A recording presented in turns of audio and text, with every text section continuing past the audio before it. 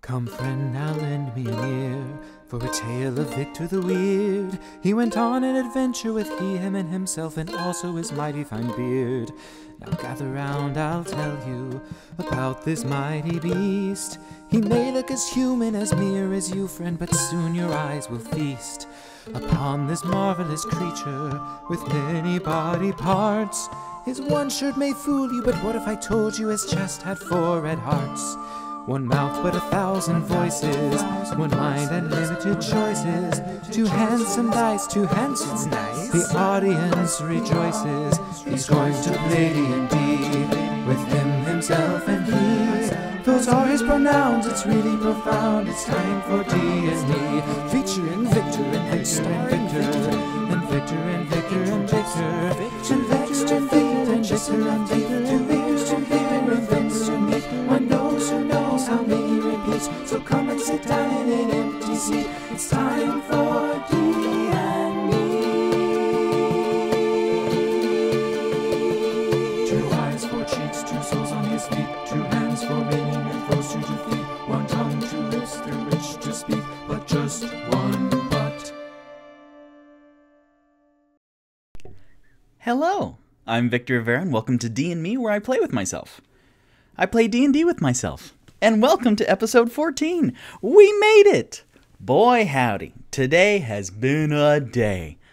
I had all of this set up in one location, and then I figured out someone told me something, so I had to take it all down and then move it back to my studio, my bedroom. So welcome. I'm so glad you're here. Thank you for spending some time with me today. Oh, I need to do this thing so I can see the chat afterwards. I need to add that to my list of getting them up, setting them. Hello, welcome. Yeah, this is gonna be good. Let's see, where to begin? So, I don't have a lot of D and pre-show, but I do have this weekend coming up, Saturday, I believe. I'm going to Carolina Renaissance Festival, and that's the first time I've been to a Renaissance Festival in a while, a Ren Fair.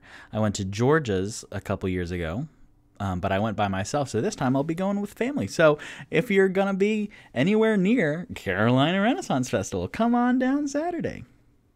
Yes, Saturday. I just wanted to. I will be, for the only 800 people watching, I will be acting like Toot Toot the whole time, if Toot Toot used the disguise self spell. And yes, Toot Toot is 7'3", and the disguise self spell only takes off a foot. So instead of having, I think I figured it out, it was 7 inches of platform shoes. I'm just gonna pretend. But yeah, I'm gonna have the confidence. I'm going to be Toot Toot, the totally human bard. I'm excited, and I was thinking about it a lot, actually, and me being Toot Toot, it'll be LARPing a little bit, live action role playing, which will be fun, and I will interact a lot more with the vendors than Victor will, because Victor makes a lap around the Comic-Con and looks at everyone's table very briefly, but only when Victor's around other people, then he stops and talks to the people and oh, interact. So I'm gonna see if me playing D&Me out in the wild will be good. And then if that is successful, and I hope it does. I hope it is successful. I'm excited for it and the potential. Then I want to approach networking events and parties and opportunities like that, where I have Toot Toot's confidence, but I have Victor's voice. So this will be me walking up to fellow filmmakers and introducing myself. Hello, I am Victor Rivera, the human actor. So, yeah, that's something I want to experiment with. And I was gonna, again, today was bonkers, but I wanted to do some sketches of how to cosplay my boys, because as amazing as a Toot Toot trunk puppet would be, if people aren't aware of a Loxodon, then it might be a little. So I'm gonna, hopefully this week, I sketch out some cool closet cosplays of my boys. But like I want a really long scarf to use as Toot Toot's trunk sometimes. And I'm trying to figure out what the tusks are, but we'll get there. So anyways, that's this weekend, and I'm excited for it. And speaking of costumes, again, today was bonkers, but I put together some costumes for y'all. So let's do a little fashion show. So if my regular banner boys would please exit. All right. So it's my water bottle. I was wondering what that was. First up, the most terrifying costume of the night. Whoa.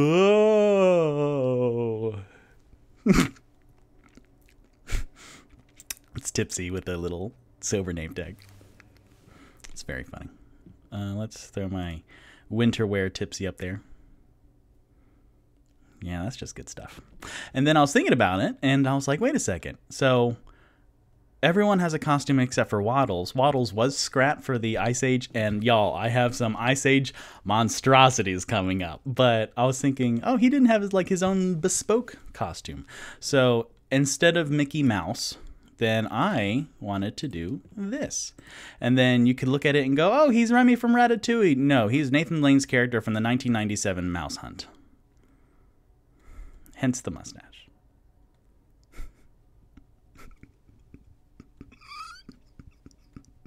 Oh my god, I love this show so much. So, also as I was photo editing everything together, then Waddles more and more looks like a Lego standing rat piece, and I'm very happy with that. So if anyone, fan art, wants to construct, paint a Lego standing rat piece as Waddles, I would love to see it, and I want it. So that's Waddles.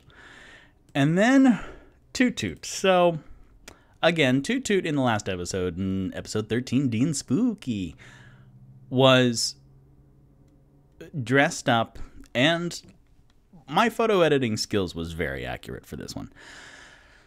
He's dressed up in the Cowardly Lion outfit, and he has a bad toupee on, and his tusks are more angular, segmented, to be Manny the Mammoth from Ice Age. So, here is...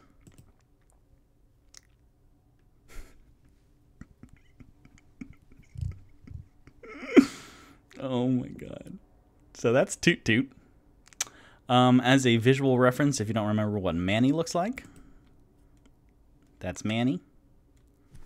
Ray Romano, come on. And then I hate when I'm Googling something and then after a good half hour of photo editing this nightmare, then I found this. And I'm like, God, that's so much better. So I had to do this.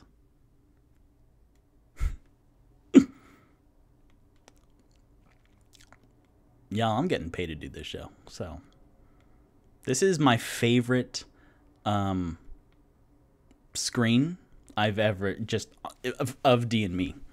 So this is probably going to be the title card. Oh my god, it's so good. And my little eye poking out. Wink, wink. There we go.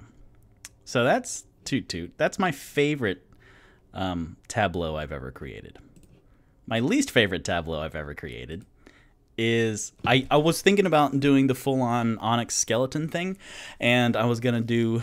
There's a pirate from Pirates of the Caribbean with lovely dreadlocks and wretched teeth, and he reaches through the bars to grab Johnny Depp, or Captain Jack Sparrow, and the sunlight goes through and you see his arms, and Johnny Depp goes, oh, well, that's interesting. And then it's the underwater march underneath the boat near the end, and his dreadlocks are floating behind him. So I was gonna do a whole thing about that, and do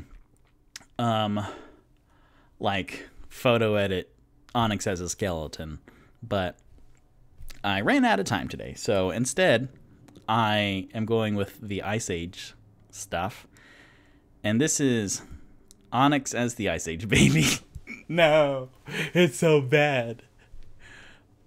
So first of all, me taking Onyx's beard off for the Hero Forge was upsetting for me personally on a deep spiritual level. And I want to do this better. But if you think this is bad, remember what the Ice Age baby looks like. It's not great, y'all. The podcast is being saved from this unpleasant... So this is my least favorite tableau I've ever made. So let me be sad. Yeah, I want to... The eyes aren't perfect. Like, I need to redo this, and I'll post it this week, but... Very funny, though.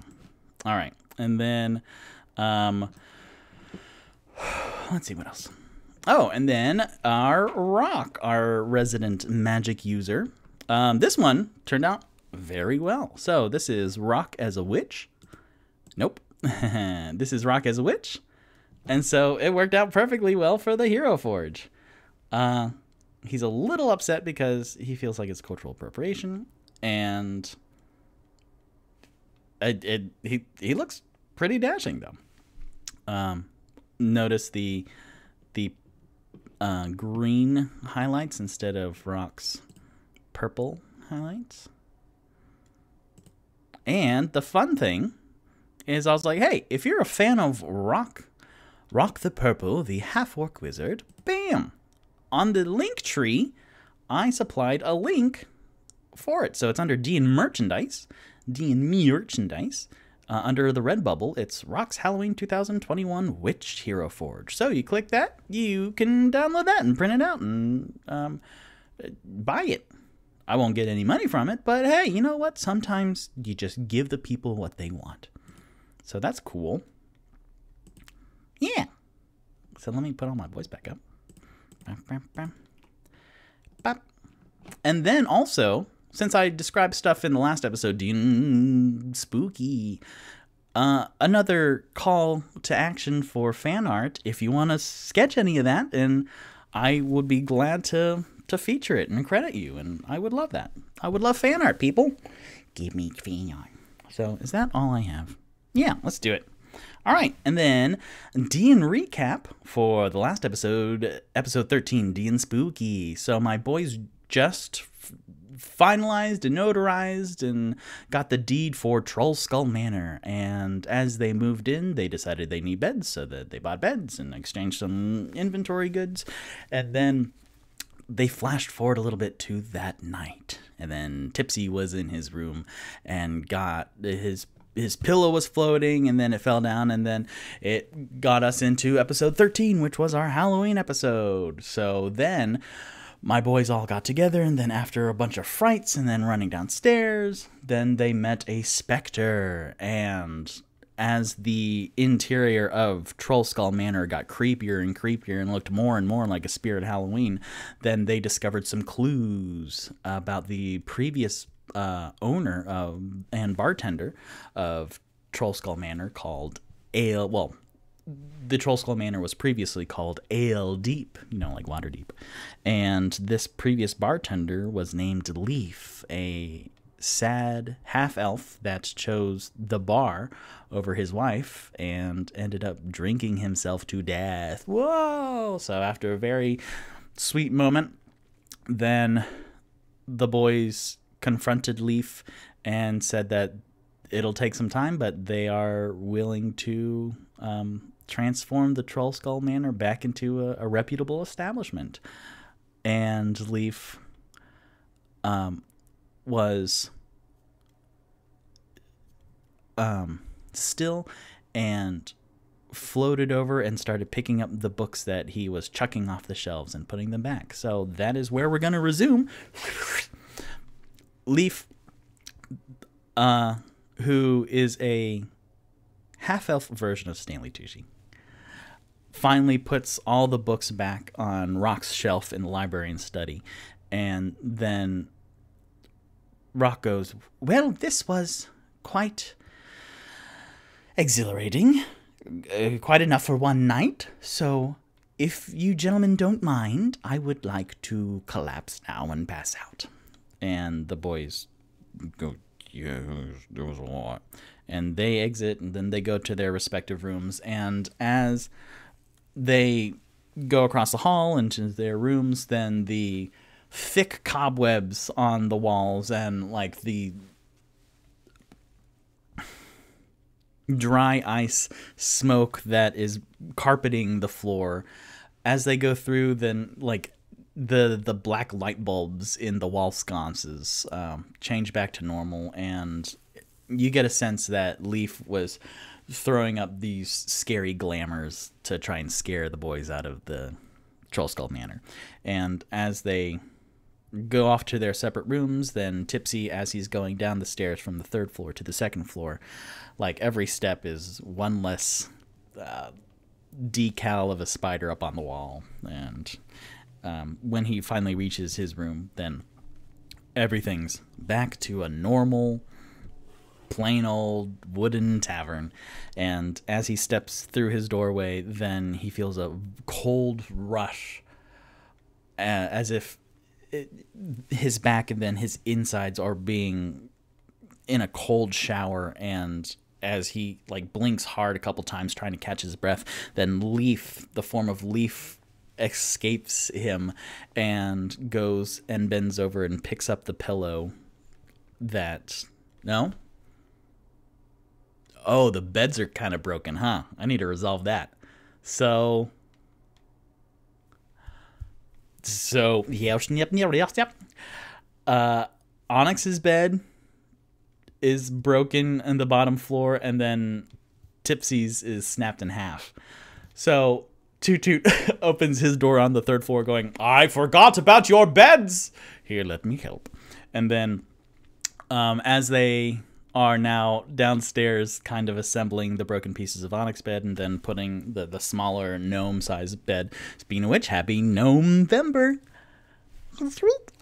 We're going to celebrate Tipsy this month. Last month was Orktober, so I didn't realize kind of until it was late. But Rock, we will celebrate you later. And then for December, it'll be DM December. So we'll celebrate me. Mwahaha! And then I'll come up with clever stuff for January and February. We'll get them. We'll get all the boys.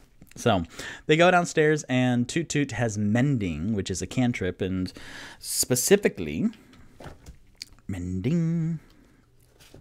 As long as okay, it requires 1 minute, and you can repair a single break that is no longer than a foot. So after a couple, like, just Onyx and Rock holding together these pieces, and then Toot Toot muttering, can we fix it? Yes, we can. Toot Toot the Loxodon Bard.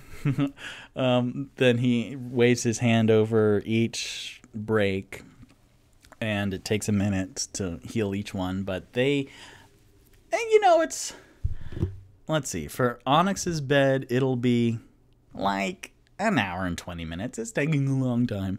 But then Tipsy's is mercifully shorter, so it's past midnight now.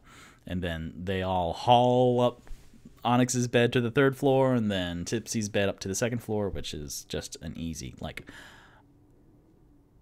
Toot Toot and Rock could carry Onyx's bed up because, yeah, they both, no. Toot Toot has +2 strength, but Rock has 0. I thought they both had +2 strength, and I'm like, what? Rock doesn't have strength. They both have +2 dexterity. So they carry that up. Rock and Toot Toot carry Onyx's bed up to the 3rd floor, and then Onyx by himself has Tipsy's bed up on his shoulder and then puts it into the room. Leaf is there kind of hovering nearby and pointing out with a pointing out which piece goes where, because Onyx's bed, like, shattered pretty good. So it's helping problem solve without holding up any of the pieces or whatever. So just resume. And they Tipsy goes into his room, and then Leaf is floating up the stairs holding Tipsy's 2 pillows. Excuse me. Tipsy's 2 pillows under his floaty arms, and then puts them on Tipsy's bed, and then kind of steps back and gestures towards the nicely made bed, and Tipsy goes, Thank you, Leaf. Thanks for not hurling them across the room. It's... And he looks up at Leaf, and Leaf is giving him a blink expression. Mm-hmm. Yes. So, I and Waddles, we are going to sleep now? Is that okay? And then Leaf nods, and then steps back from Tipsy's bed, and Tipsy goes, okay, this is really creepy. Hey, yeah, cool, thanks. And then he walks over to his bed and sits on it, fully clothed, and looks up at Leaf, who was just staring there. And then Tipsy goes, you don't sleep, do you? And Leaf shakes his head. Tipsy goes,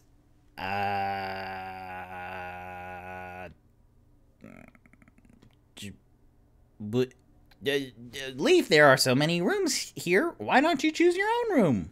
And then Leaf kind of looks up and through the ceiling and down through the floor and looks past the walls and stuff. And he's been haunting this place for who knows how long. So he knows the blueprint very well. And then he, without looking back down at Tipsy, goes, and then he lifts up into the ceiling and then just disappears. And Tipsy goes, oh, good, Lord, good. Let's see, where of my papers is the blueprint of Troll Skull Manor? Excuse me. Here you are.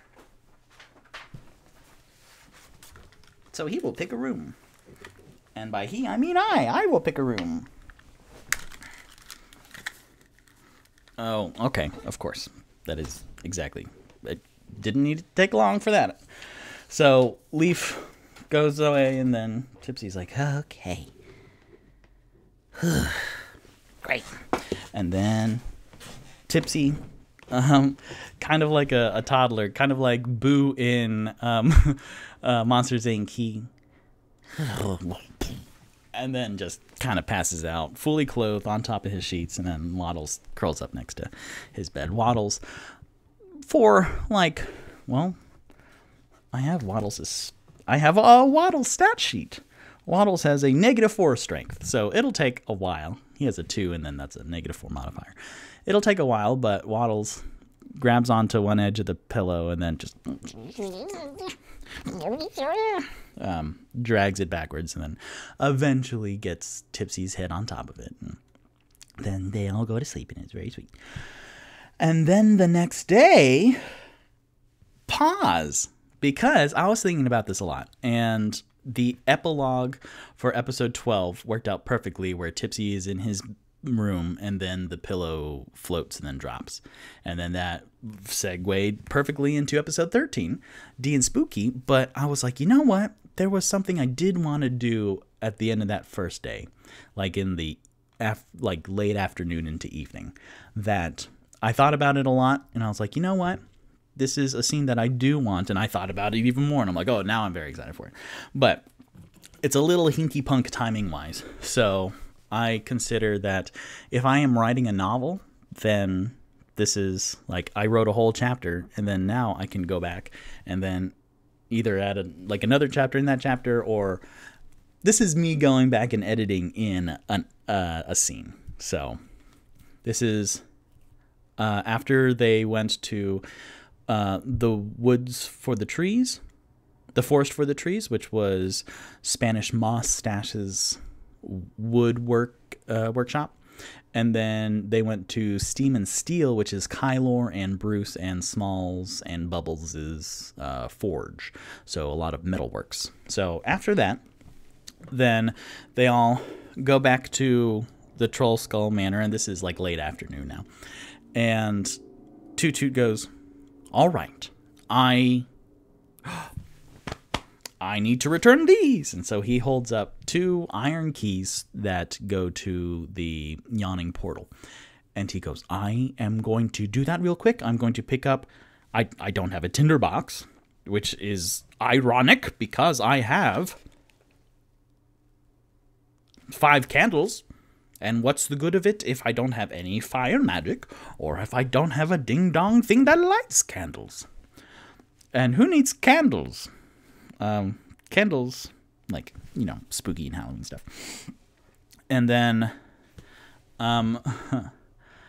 Rock goes, I would like to accompany you if you don't mind.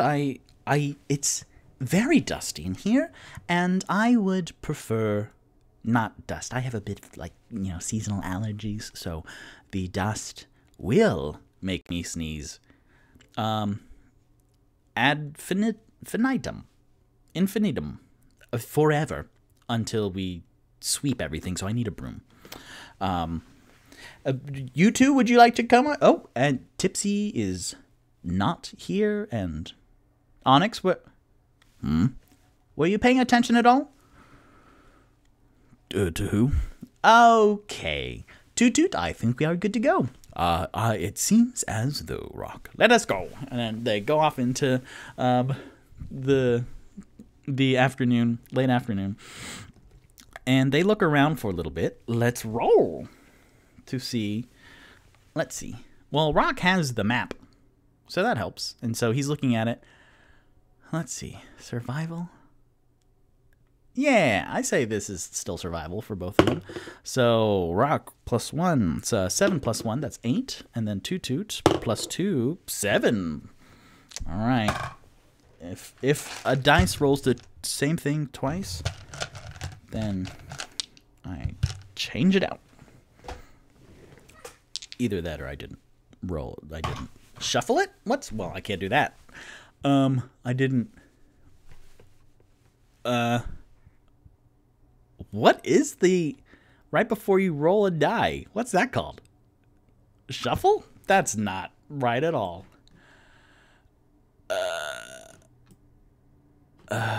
Just have it in your hand and you roll it around in your hand before you roll it on the table. Wow, that is blanking in my head right now. So, anyways, Rock rolled an 8 altogether and Toot Toot rolled a 9. So they are looking at the map, and the map is very big, the poster map, and there are many, many, many, many buildings all over the place, and they're looking, and sometimes some of the buildings aren't labeled at all, and sometimes the label is so small, like a 3 font, and they're looking, and eventually one of them goes, Toot Toot goes, here we go. This is called Common Items. That seems like a general goods store to me. How about you? And then Rock goes, very deducing, very good conclusion. Toot Toot. Yes, it's hard to play an intellectual character when you're kind of dumb, huh, Victor? Shut up. So they go over to Common Items, and it is in a block with a whole bunch of other buildings, as is everywhere else pretty much here. And they approach this perfectly square, perfectly wood-sided building. And above it, in a simple font, it says a sign that says Common Items. And then Toot Toot goes, here we go. And then they open it, and then you hear a little ding, ding, ding, ding, ding as the door opens. And they go inside this store, which has low to Toot Toot, but like maybe chest high for most other beans, shelves that run across like the right 4/5 of the store. So there's like 10 different aisles, and to the left there's this stout counter also, and there's some shelves behind the counter, and the counter's glass surfaced, so there are some items inside. And with the ding, ding, ding, ding, ding noise, then a door opens behind the counter, and out comes this average-looking male. This human man who comes out with brown eyes and brown hair and unremarkable features. And as he approaches the counter, then he says, he looks up at the very tall Loxodon and the pretty tall half-orc, who, from like a low angle, if you look up at both of these characters without knowing how sweet they are, then it's pretty frightening. So this human man goes, can I help you? And then Toot Toot goes, oh, no, no worries. I am Toot Toot, the Loxodon Bard, and this is Rock the Half-Orc Wizard, and we are just, we are looking around. I need a tinderbox, and, Rock, you needed a broom, right? Yes, a broom. If you have it available, then I will sweep it off your feet. Ah, ha ha ha ha ha ha. And then Toot Toot looks down, looks at Rock, and he starts laughing, and then looks down at this human man, in a performance check to, like, ease the human. Yeah, performance. That is a natural 1, even though Toot Toot has a +7 performance. So Rock makes a very bad broom joke, and Toot Toot goes, ha ha ha ha ha ha, and then he looks terrifyingly down at this man of average height who shrinks down even lower. And, like, the lighting from the glass case comes up, and it's, like, that, like, bottom lighting that we had in the Steel and Steam, where it made everything look really creepy, bottom lit.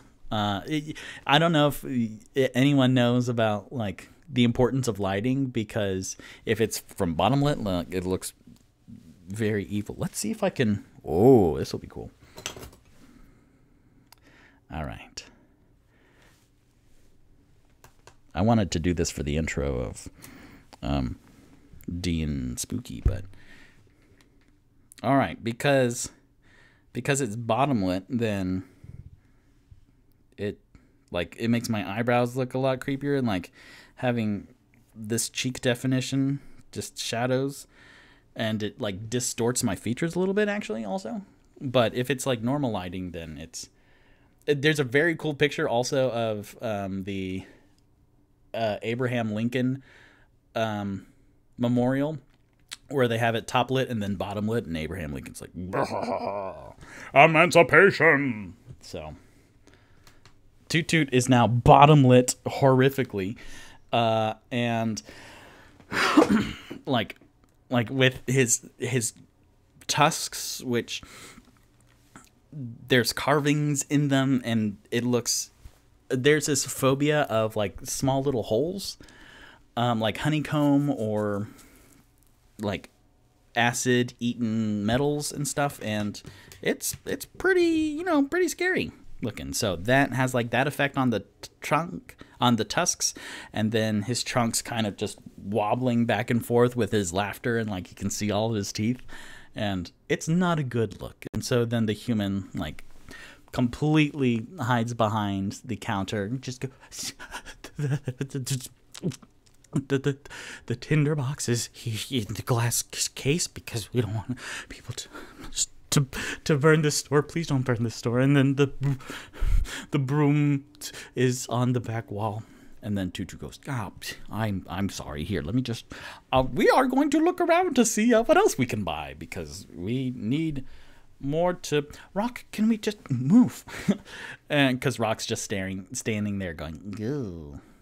So now they spent a little bit more time than Victor planned for this jump back flashback. So what else can we buy? What else do they need in common items? So they will slowly go through the aisles. That's great. I wanted them just, well, I prepped for both of them just to buy the two things and leave, but now Toot Toot feels very bad.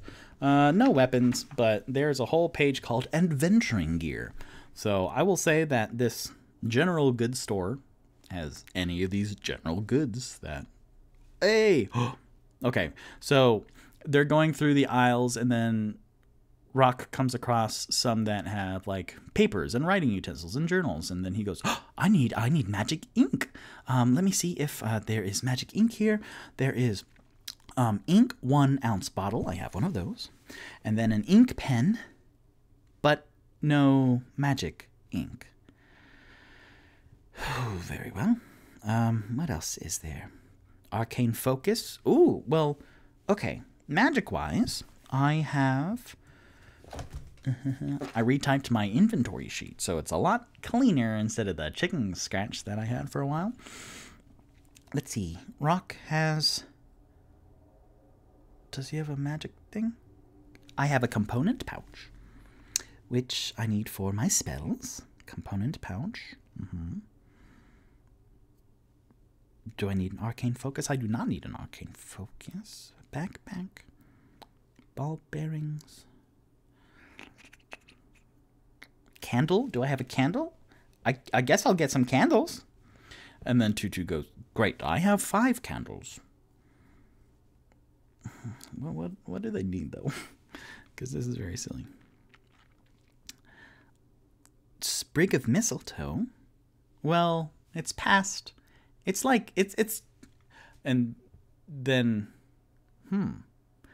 Then Rock kind of peers over the aisles at the cowering man. I'm sorry, we didn't get your name. I'm Rock and this is Toot, but what is your name? And then you hear... Hugh. Hugh. Good name, Hugh. Hugh, what? This is gonna be a weird question, but you know adventuring. What day is it? And then Hugh goes, it's Ches. Nope. Hold on. It's either Chess or Shay. I said Shay for the episode that I introduced it, so I'm gonna say Chess for this one. Just why not? It's Chess. It's Chess 16. Nope, I like Shay better. It's Shay 16. Shay 16. So I don't need mistletoe. Like, we are coming towards the end of winter. Thank you, Hugh. Thank you, Hugh. Haha, haha. It's another little joke. It didn't go very well either. So I'm just gonna look back in the... Oh, fishing tackle, Hugh. Fishing tackle. Great. And a healer's kit. Toot Toot. Yes. Do you want the healer's kit? Do I want it? No. But is it something to make you feel better? Sure. I will get the healer's kit. Great. Oh, I'll make this quick, y'all. I'm sorry. No, hey, you know what? I'm not sorry. This was... Parchment. I have parchment. I need magic ink, though, so... Hugh! Yes? Do you have any potions of healing? I'll look in the back. I'll look in the back. And so you hear a door. You hear a door. Open and close very quickly. Oh, I feel bad. You know, just... Small humans are so fragile. Like, I don't... There's nothing else I really want. Rock. Me neither. I just felt bad also. Victor didn't plan for this. Okay. You know what? Okay. So I'm trying to work out how things works out timing wise also. So you hear the door open and close again, and Hugh goes, I have some. Oh yes. Well, okay, 2 seconds. Okay. So do you think Tipsy needs a flask? Do I think Tipsy needs a flask? No. Does he already have a flask? Probably. That's a good point. Do I? Okay. I don't think... Ooh, hold on. Yes, I do. You know what? Just because... Ooh, that's expensive. No, it's fine. Rock insists... No, I am Rock. Onyx insists on me having, you know, violent weapons. So he gave me a dagger, which I don't love, but I see also here that there are crossbow bolts, and before coming here, I used a light crossbow once or twice, so I will get the broom, I will get 20 crossbow bolts, which is 1 gold, oof, that's fine, and then, do you want the healer's kit? Because I could pay for the I have plenty of money, Rock. I have more money than you, probably. That's not, you know, to put you down, but I probably have more money than you. Oh, okay. So I will get the healer's kit and my tinderbox. And then however many healing potions young Hugh has. And so then they emerge from the aisles, like, 15 minutes later, going slowly down each aisle and looking at this kind of boring page of adventuring gear. And then Rock is holding like a bundle under his arms and the broom, so it's a very stick-heavy purchase. And Toot Toot is bringing up the healer's kit. So future Victor, crossbow bolts 20, 1 gold piece for Rock. The broom is 3 silver piece. Oh, I could do this in character, huh? So Hugh goes, oh, okay. Well, I looked in the back and then I have 3 healing potions and each one is 50 gold. And then Tutu goes, goodness gracious. I forgot how expensive healing potions are. 50 gold. We get into a bit of trouble, don't we? You have 3.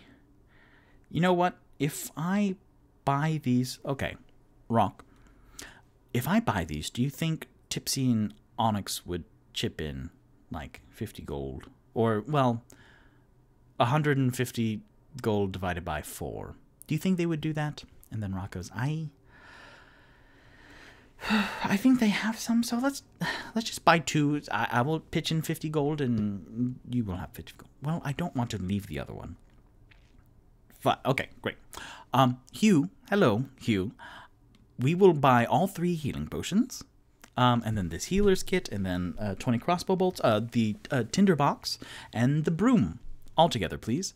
And Hugh goes, oh, okay. And you can see his shoulders relax a little bit. And Toot Toot, who has a 13 passive perception, which isn't great. And then Onyx, Rock has a 11 passive perception, which isn't great.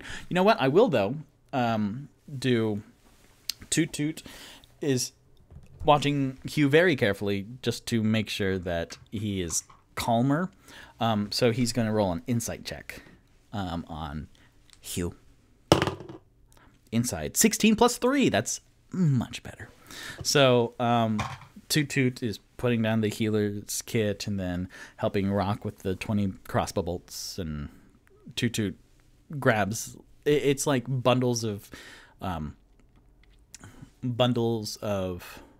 firewood where it has like those 2 strings around it. So Toot Toot helps lift Rock...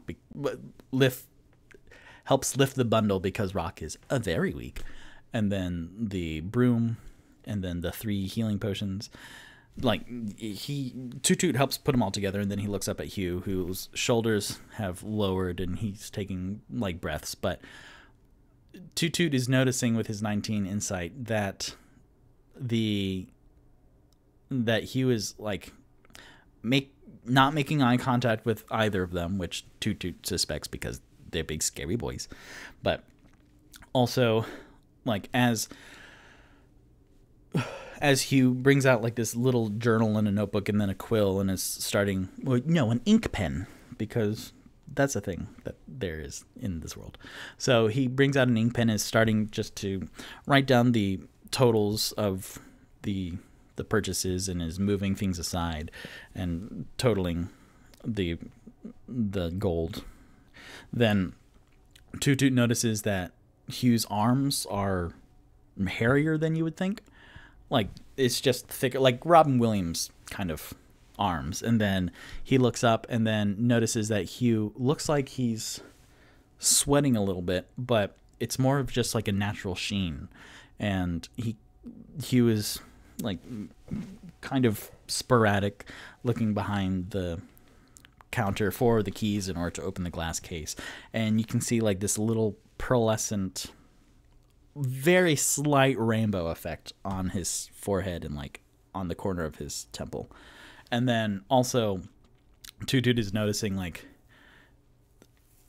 Hugh has some 5 o'clock shadow because it's late in the afternoon now, but it goes up higher on his cheek than normal facial hair, so it kind of has that, like, just slightly hairier than normal. And you hear as Hugh puts down the 3 healing potions and the tinderbox. So now, well, Hugh will go, okay, so the crossbow bolts are going to be 20 for 1 gold, and then the broom is 3 silver. And then you said you wanted to buy one of the healing potions, so that's 50 gold. So altogether, that's 51 gold and 3 silver for you.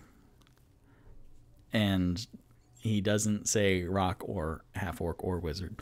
And then he looks over at Toot Toot's chest, because there's a lot of Toot Toot going up. So he goes, and then you are going to pay for the other 2 potions of healing, so that's 100. And then the tinderbox, which is 5 silver, and then the healer's kit, which is 5 gold. So 105 gold and 5 silver, please. And then Toot Toot and Onyx take a... Nope, Toot Toot and Rock. Golly.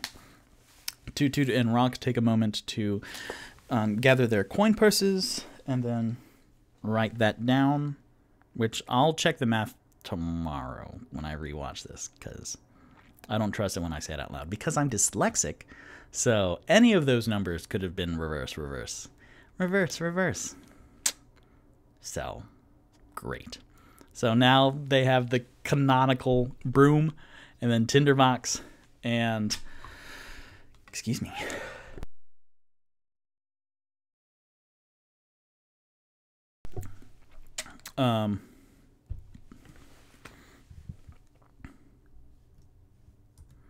So they leave, and Rock exits out first, and then he kind of goes out quickly, and then Toot Toot, grabbing all of the things, goes, Thank you very much, Hugh. I'm sorry about frightening you. We didn't mean to. We're really good guys. And then you hear, and then the door is already closed to the back room. And then Toot Toot, bummer. And then they exit, and as they're going back to... No, because they're not going back to the Trollskull Manor. Toot Toot is going down south to the Castle Ward to return the keys to Yawning Portal. So right before they depart, Toot Toot goes, well, I'm going down south to go to the Yawning Portal. That doesn't normally... I get stares because I am so frighteningly tall.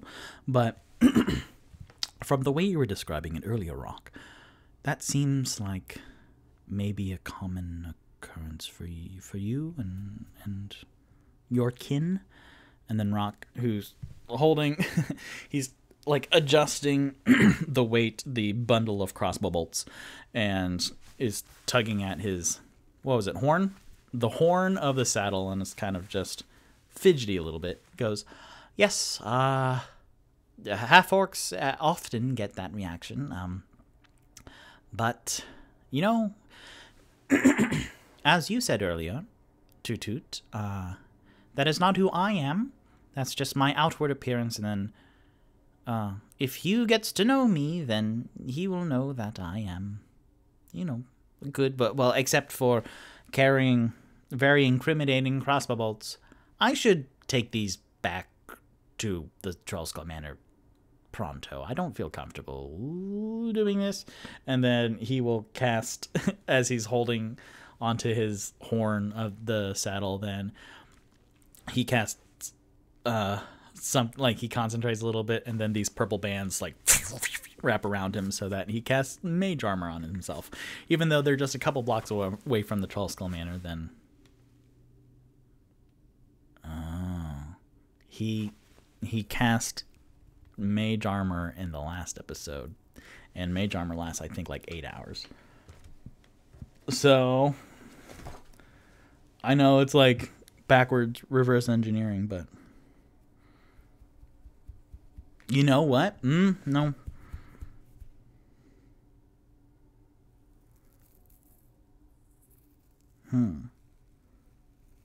I could do it.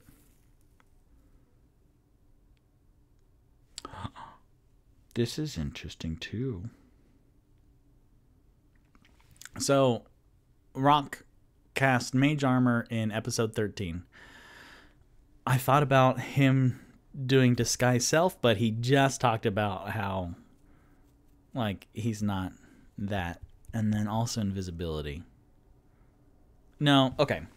So, Rock goes, you know what? I don't feel safe having my hands tied up right now and not being able to defend myself. I mean, I have the crossbow bolts, but I would have to load them into the crossbow. So, Toot Toot, I will see you back at the manor. Boop! And then he does like the little dream of genie, like scrunch up the nose and twist his head a little bit, bobs his head, and then Rock disappears and he turns invisible, and then you can hear a crunch of the snow walking away from him, and Toot Toot goes, oh, well, yes. And as he's thinking of just what a good guy Rock is, and how sad it is that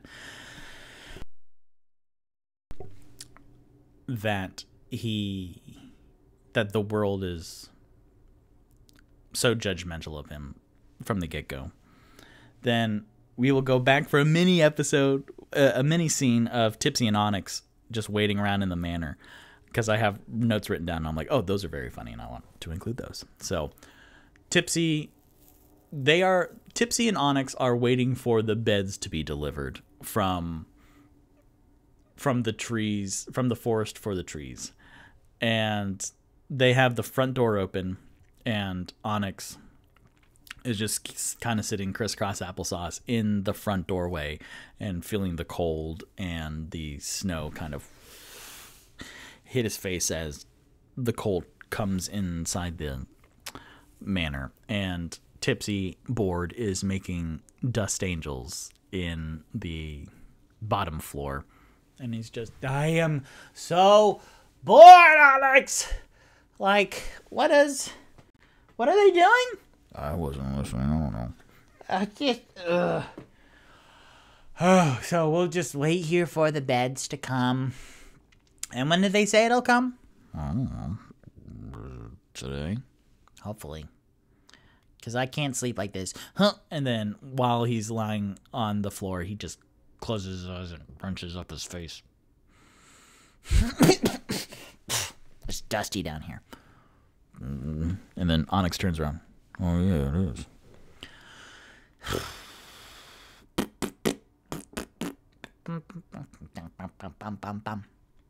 Waddles.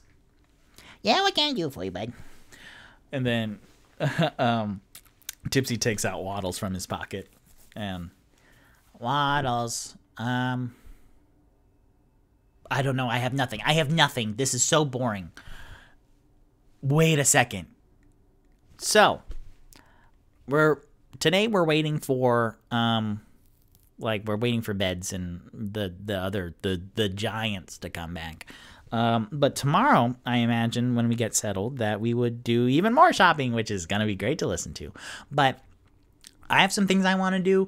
You probably have some things you want to do with, that. And then he points into the corner, and then there's the popped gazer, and then the squished intellect devourer.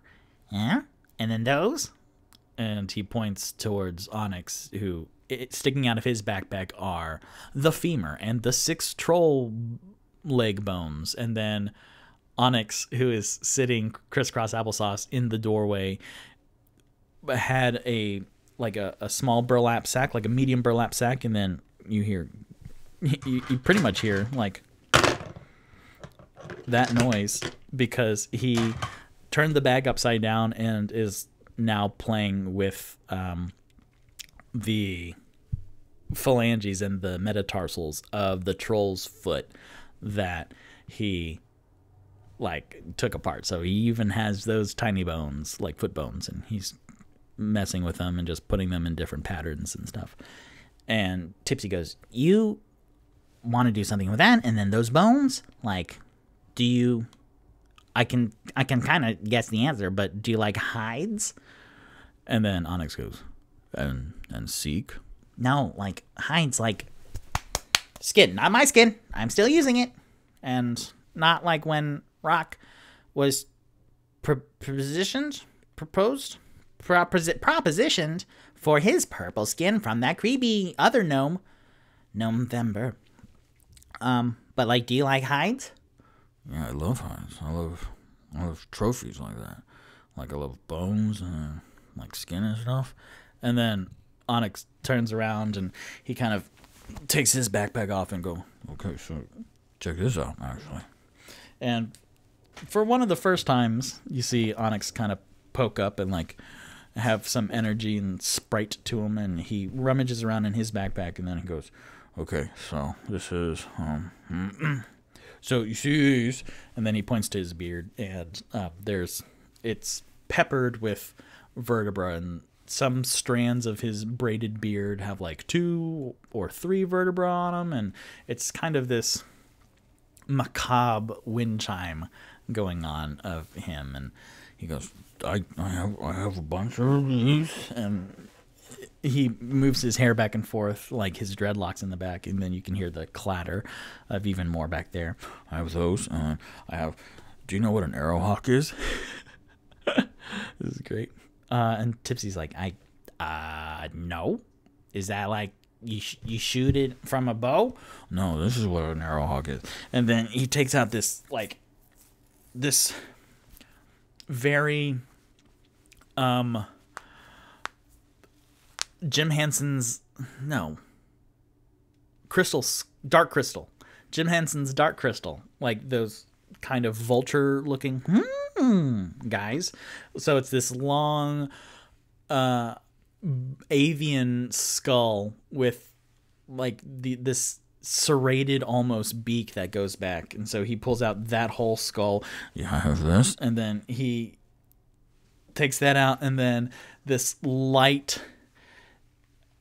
And I've been thinking for the past 14 episodes, when they have stuff like this, how it would have fared over the past couple days of just them doing adventures and stuff. But it's fantasy and it's inventory, so don't worry about it, because I haven't come up with a good answer. So he pulls out this like connected spinal column with a little bit of meat that is turning gray and green, but it's like this solid spinal column, and it's pretty long, like 4 feet long, and he pulls it out. So this is what an arrowhawk is.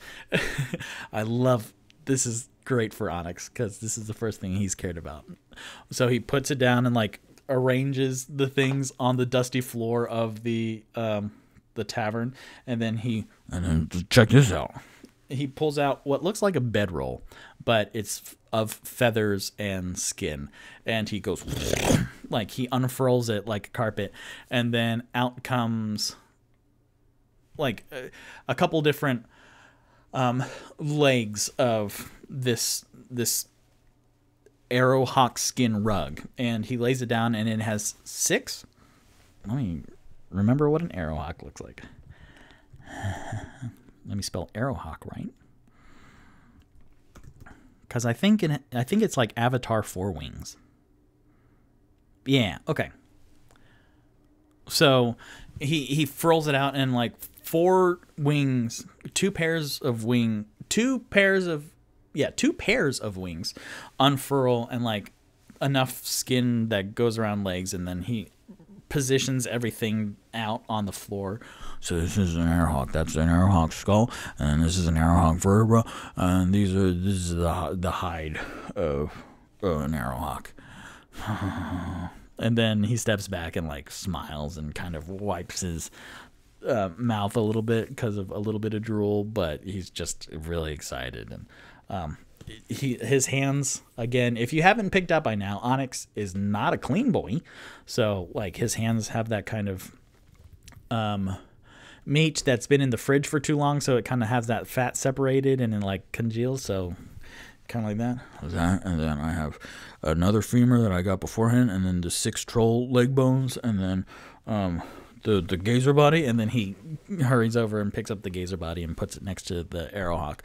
I have the gazer body, and then the intellect devourer. That's also, and so he kind of makes in the doorway. when he got up, then the troll foot bones were being organized in these kind of patterns, like a kind of mosaic, a kind of mandala pattern of it's symmetrical and geometric, and it's pleasant to look at. So he was measuring, he was arranging those, and now with his various corpses, he has them spread out around the room, and he's like just moving them aside a little bit and then making these different patterns, and like it's kind of morbid. It's very the end of episode 1 of Game of Thrones, where you see the spiral of bones that never came to anything, came to fruition, was unsatisfying. But he steps back and he looks proudly at his work. Yeah, I'm definitely going to make something out of these tomorrow. But here we're... And then his demeanor changes as he stares angrily out of the open door. Here we have to wait for beds. And Tipsy goes, oh, wait, hold on. Back to the happiness that you were having right beforehand. Easy, buddy, easy. I have these, which I met you pretty early on, and I was like, you know what? He'd like these, so I was saving these for you. So here. And then Tipsy takes from his magical backpack this other bedroll, but it's fur and it's black and gray and white, and then he unfurls it, and it is a wolf pelt and pretty good condition, and he lays that out alongside this like circle of the arrowhawk with all of the bones coming in it, and he lays it right next to him, and then Onyx goes, oh, that's really nice. Yeah, so this, and then it needs a tanner, though, which I'm sure you know. Yeah, you need a tanner, because otherwise it's just meat and skin and stuff. Yep, sure is. So then I have that, and then I'm going to need your help with this one. What? And then Tipsy brings Onyx over to his backpack and then opens it up and goes, I don't really know the magic logistics on how I got this in here, but here we go! Left with your knees! And Onyx reaches into the bag and grabs what he feels are scales. And he goes, oh. And then he lifts, and then like over the next 20 minutes, then they lift this giant rolled up, like what I imagine like a billboard, kind of, if it's all rolled up and like folded, and it's a little unrealistic, honestly, but you know what, this is my game, so this is great. I'm making sense of the notes I took in 2016, so kind of take 20 minutes of this billboard-size pelt of silver scales comes out of Tipsy's magically large backpack, and Onyx goes, oh, before you roll it out. And then he kind of puts all of his trophies back into his backpack and arranges them over. And then with a squelch, a sickening squelch, then they unfurl it and roll it out, and boy, now this is like the floor of a butcher shop, what's going on right now.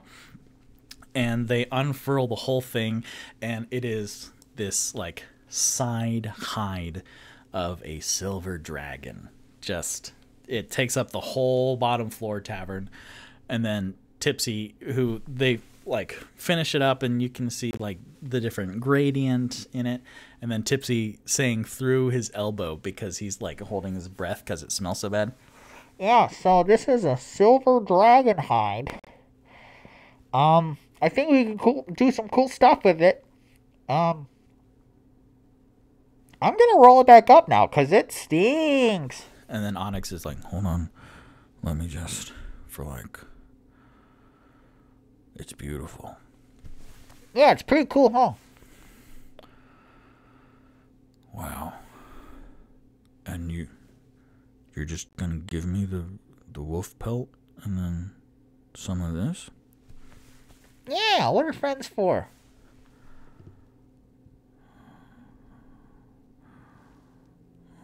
And then Onyx takes a second, and then he's.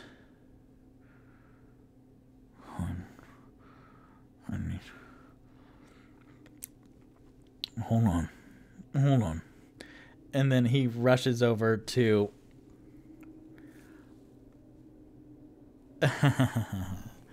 It's very much like a scene in Big Bang Theory from the armful of episodes I watched, because he goes, hold on. And then he runs over to his backpack and starts reaching in it and messing stuff around. Okay. And then he pulls out a rolled up magazine, and he rushes over to Tipsy with, again, his slimy, like, beef tech hands. Here you go. And then he hands it to Tipsy, and then Tipsy takes it, and then Onyx runs back to his backpack.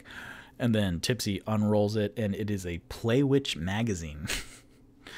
And on the cover is a very buxom, curvaceous, like, tiefling looking seductive, like a pinup. Did you get that? And then he runs over back to his backpack and then picks this up, and then brings over this kind of beaker with a graduated side. No, it's it. So, like, it's a beaker, like a small little vial, but it's like trapezoidal at the bottom. It's conical, and then it has a little spout, and inside it has some thick green liquid in it. Here you go. This is a potion of animal handling. It has a negative effect. It has a what? And then he rushes back to his backpack. Oh, I don't really have anything else. I'm sorry. Hold on. And then he rushes over. So I never really use this. And then he, like, takes off one of his rings, his only ring on his hand. And this is a ring of sexual magnetism. I never use it. So it's not enough. And then Onyx goes in for a very tight hug to Tipsy, who's holding this magazine and this beaker and, like, this ring. And then just Onyx is there, and then just squeezes. And then Tipsy's like, wow, this is actually a really good hug, but now it's getting a little tight and I can't breathe. Onyx. Onyx, I can't. And then a weak hand is, like, patting the back of his arm. Onyx, I can't breathe. Thank you so much. You're welcome. Just I need to breathe. And then Onyx lets go of the hug, and then, like, Tipsy from Monsters Inc., another reference, when the Frank Oz character with the 3 eyes gets all the scream taken out of him, and he's, like, all white and pale and, like, with his lips. But Tipsy's just, and then Onyx, oh shit, and then shakes Tipsy a little bit, and Tipsy goes, this is really generous, man. Is this all your cool, fun stuff? Yeah, but it's not enough. Thank you. Onyx, this is cool. I will look through the Play Witch magazine. This one's mine. And then he pockets it. I might give that one back. But here, you hold on to these rings and potions and stuff. Like, if something dire happens, like, I might ask for them, but no, you keep them. Like, I want you to have some cool stuff. But the magazine is right now currently mine. Okay. Thank you. You're welcome. Yeah, again, friends. I like trophies a lot. It's my favorite stuff. Rad. Cool. I will keep that in mind, and we will loot bodies together. I will take, most of the coins and some other of the cool stuff, but you can have, like, the weird bodies and body parts, and we can make some cool stuff for you. Have you thought about, like, what you want to do with them? I'm kind of just like armor and stuff, because Like, this is fine. He looks down at his Zend breastplate that he scratched up at the Kenku warehouse.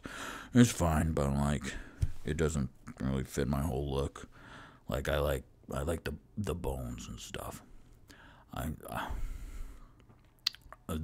It matches my hair. And then he looks down and he has his stark white hair and beard. And then Tipsy goes, "Yeah, you look really cool." Thanks. You're welcome. But seriously, this absolutely reeks. And I don't want to answer a whole bunch of questions of like why it smells so bad in here, Tipsy. So let's roll this back up, put it in my magically large backpack. But, well, shoot, we should put it in your magically large backpack, huh? Well, it's not as large as yours, but Victor has the backpack hack where he doesn't want to deal with inventory. So, yeah, we could put it in my backpack. Great. So now you, Onyx, have the silver dragon hide and wolf pelt. Yay. So there's a lot of silver dragon hide in there. So, you know, make something really cool for me. And then we can use the rest for Rock and Toot Toot because they're good people.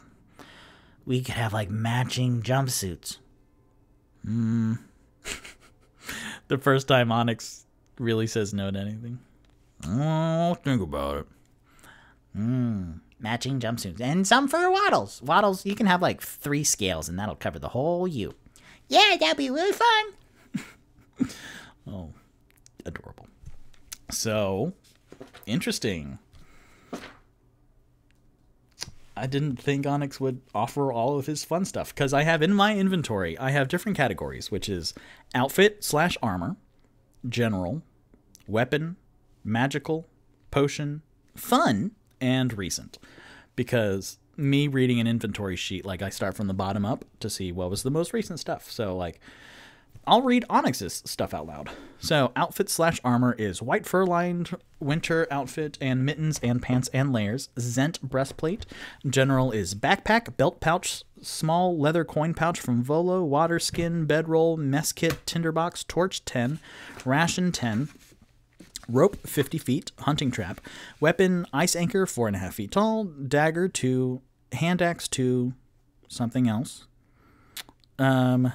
Something else, javelin 2, something else, magical, ring of sexual magnetism, which I need to look back through my notes, but I think it's like advantage on charisma, interactions, skill checks with someone of the opposite gender. Yes. But this was honestly before I really knew about this gender and sexuality spectrum, so I'm gonna have to adjust that because I know more now and I want to reflect that. So it'll be a ring of sexual magnetism towards whatever being that Onyx is sexually attracted to. There we go. That's a nice considerate way to put everything. Potion of animal handling, parentheses, it has a negative effect, parentheses. Fun, trophy, double vertebra, so that's his beard and his dreadlocks. Arrow, hawk, skull, hide, and vertebra, femur, Playwitch magazine. Recent is 6 troll leg bones, medium bag full of troll foot bones, rusted torture devices and fabric from IB, and like a hooked dentist tool, scalpel, etc. Bottle of random alcohol 3 from the skewered dragon. Popped gazer body, squished intellect devour body, small health potion, 2d4 plus 2. So stuff like that. And then right at the end, as Tipsy gives Onyx the silver dragon hide and the wolf pelt, then Onyx goes, Thank you again. I can't thank you enough. Like, this is my favorite thing. Yeah, man. Like, next time I have a random body part, it's yours. Thank you. Hey, you know what? You remind me. actually, of my old mentor. Do you know Raccoon Beard? And Tipsy is taking this moment, to breathe the fresh air. Like, the bottom floor of the tavern is cleared of the dust, but there is now just meat, grease, and residue all over the place. So Tipsy needs to clean that up a little bit. But Tipsy is also noticing that Onyx is really opening up at this moment. Trophies, apparently, is the way to Onyx's heart. And Tipsy and also Tipsy is noticing that Onyx, this is the most he's ever talking and the most excited that he gets. So Tipsy goes, Raccoon Beard. Yeah, Raccoon Beard. He was my mentor. When I was by myself, I was walking through the woods and stuff and surviving, and then a gnome, like a crazy gnome, came out and helped me for like a year. Do you know him? and Tipsy biting back a "not all gnomes know each other" remark goes, I don't. Describe him a little bit. He's about your size. He has wild, crazy brown hair and a wild, crazy brown beard, and he's pretty much like a wild, crazy guy. Well, brown beard, but also like had black in it and some white in it, and like a raccoon. So, like you and Waddles, And he points over to Waddles. you guys are kind of like a lot of like Raccoon Beard. Oh, well, no, not really. Well, I mean, we sound a lot alike, but I don't know him. I'll just, you know what? Hey, Waddles. Yeah, what can I do for you? Were you listening? I can understand you, but Onyx, if he doesn't do the beast sense, the beast talk with animals, he's just like a lot of blah, blah, blah, blah, blah, Waddles, blah, blah, blah, blah, blah. It's a very good point. Do you know another gnome? Excuse me.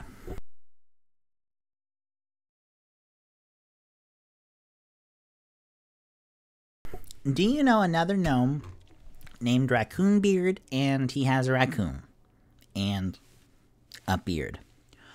Let's see. Raccoon Beard. When you met me, I was in a small hut with some other rats. And that is where I was born and raised. So no. And then you came and you fed me. And then I followed you. And Tipsy, I will die for you. Whoa. Okay. Well, hold on, Waddles. Like, let's not do that. But you don't know a raccoon beard? Tipsy, I don't know what a raccoon is. Fair enough. That is a very good point. And then he turns to Onyx. No, we do not know. My Tipsy's now turning just into Waddles, which is great. Waddles, let's get you back up here, handsome. So fucking funny.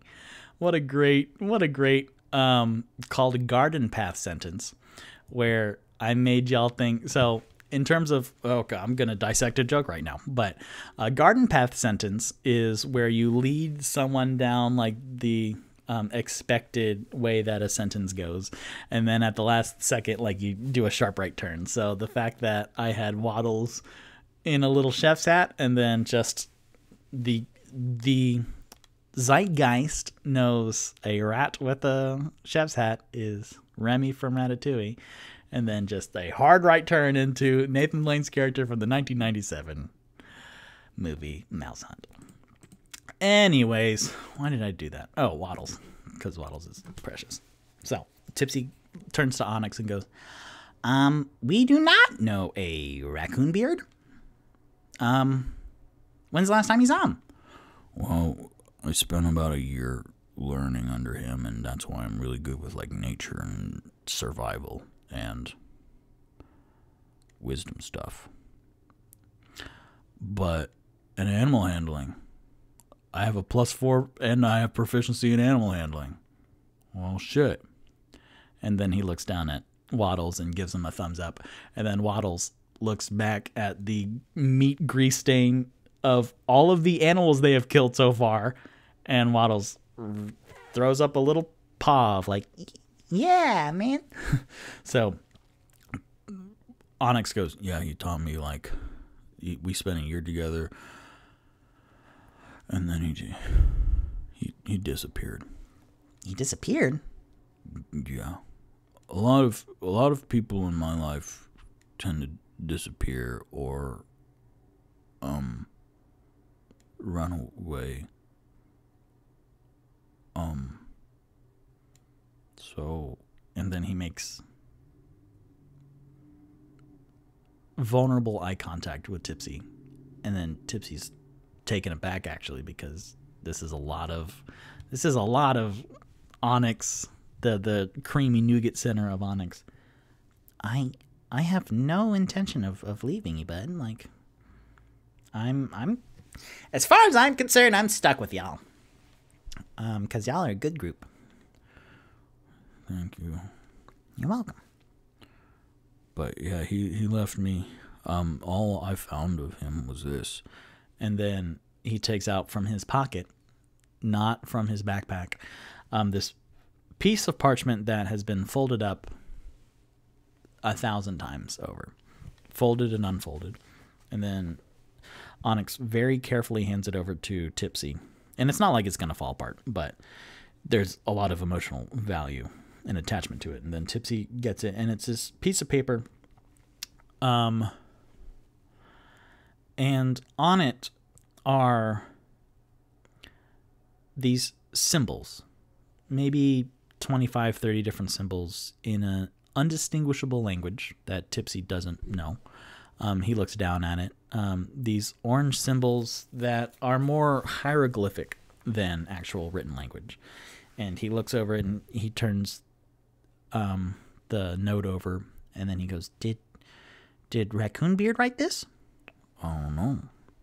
Does this did he draw? Did he do like written stuff? Like, is this?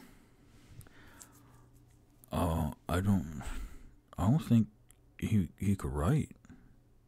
Honestly, like we never, like, he told me stories and stuff, but he didn't have any like books on him or papers. He never wrote letters, so I don't think so.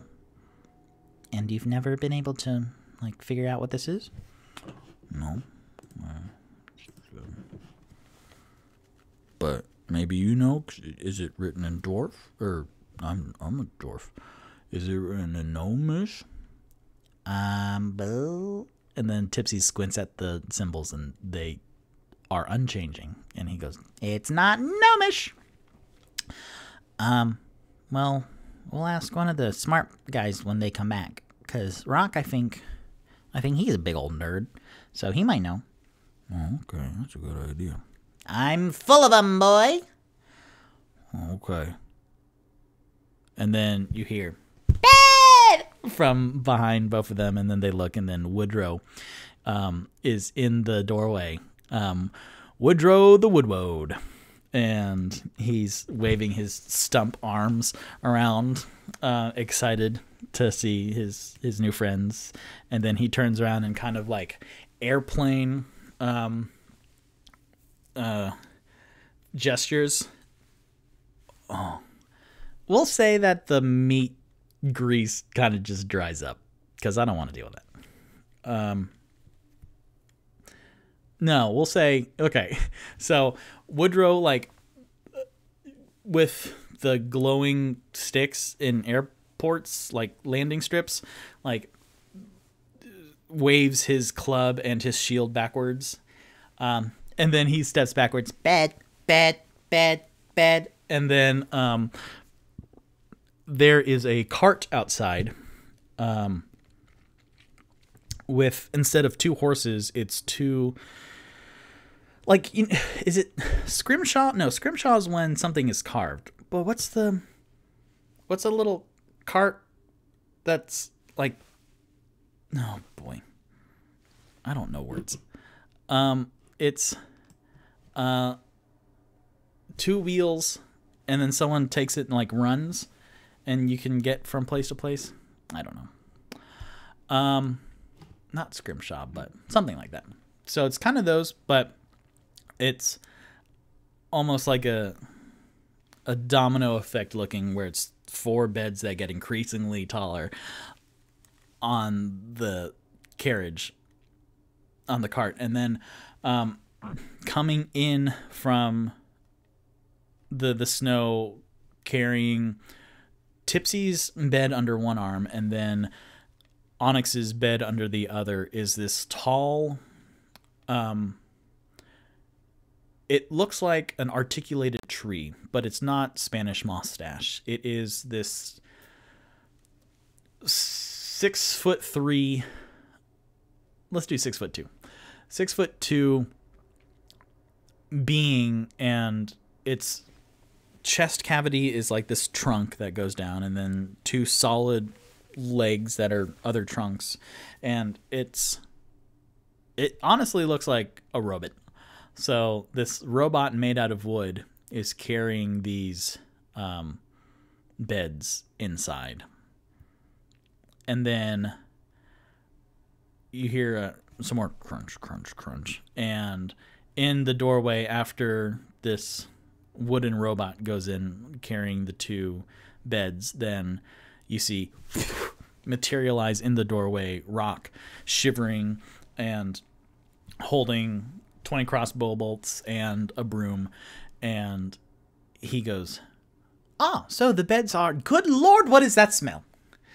And so then he will use prestidigitation to clean up most of the, like, rendered fat off of the ground.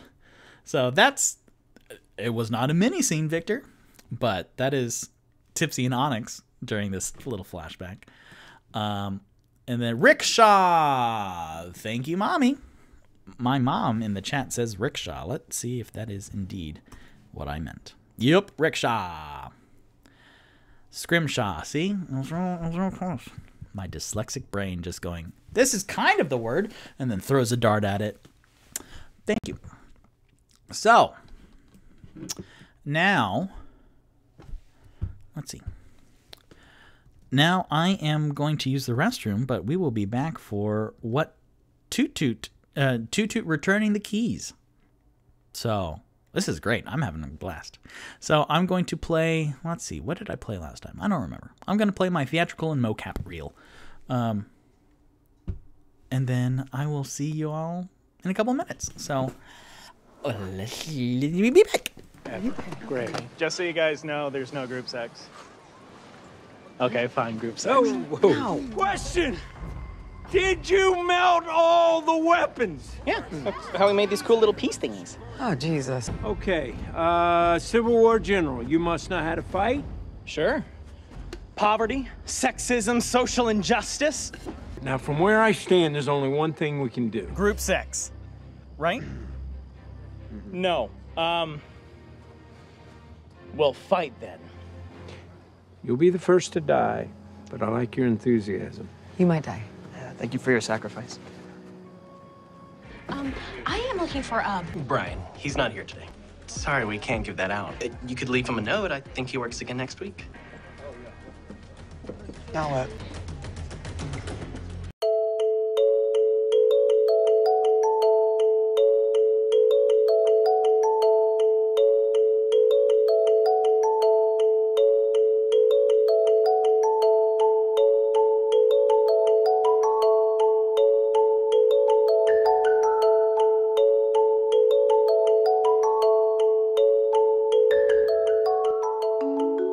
We can't stay here.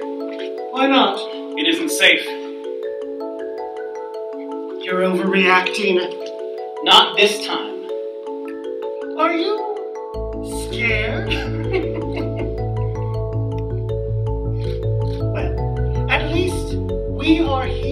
together.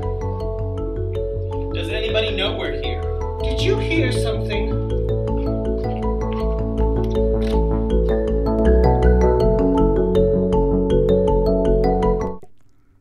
Yay! I have in my notes that hopefully by next week, that theatrical reel will have my new creep show footage added to it. So that'd be cool. Great. I'll wait just a little bit for people to come back in from the restroom. Ooh, I got emails. Let's not check that right now, though, Victor. Is everyone having fun? Ooh. Let's see. Yeah, don't check your emails right now. That's not what this is. 3 viewers, hot dog. Thanks, everybody. So. This is awesome. That. Yes, this works very well as like a. This happened yesterday, but I'm enjoying it. Cool. So, Toot Toot travels all the way down. Where's my poster map? There you are. Travels all the way down from the Troll Skull Alley, which is a couple blocks, to the... Oh, that's a lot. Oh, wow. Oh, holy cow, that's a lot. So, he walks pretty much 20 blocks, it looks like. Okay, 1, 2, 3, 4, 5, 6, 7, 8, 9. Yeah, like 20 or 25 blocks down to the yawning portal to return 2 small iron keys. Because that is Toot Toot. He is lawful good. I thought about like returning them the next day, but if Toot Toot had the time, then he would have absolutely returned the keys. So he is walking all the way down, and he is enjoying. He's taking like the main street southward, and he is enjoying. Can you stop? Jesus, everything. Lord.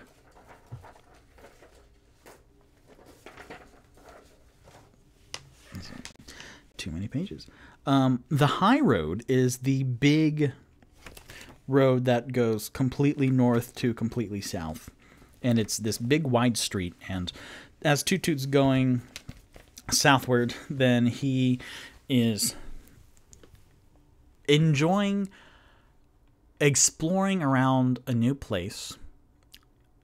Even though it's snowy and cold, he's bundled up, and he is enjoying watching people either run from like work home, which has been pretty much the general feel of the Waterdeep streets so far. Oh, I can also do this. Snow eating.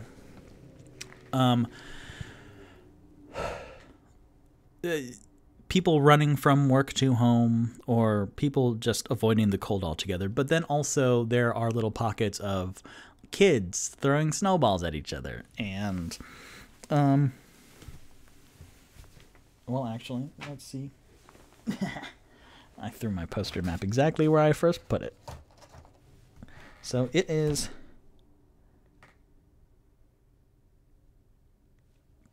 Shea 16, which is in the middle of the second 10-day.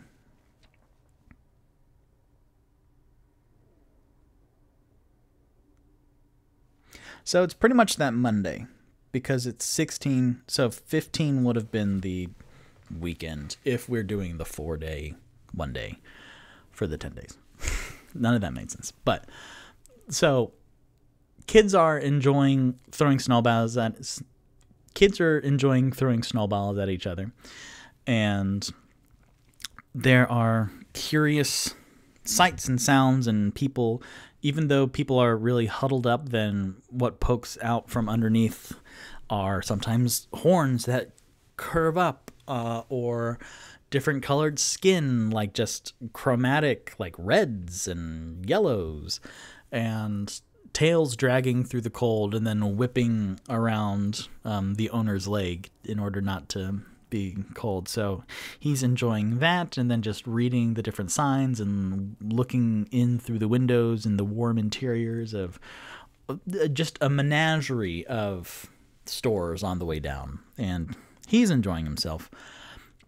Then when he gets to the familiar hustling and bustling of the yawning portal, even though it's now early evening, the dinner rush isn't for a couple hours, but there's light pouring out from the windows, and you can hear shouts and laughs and music inside.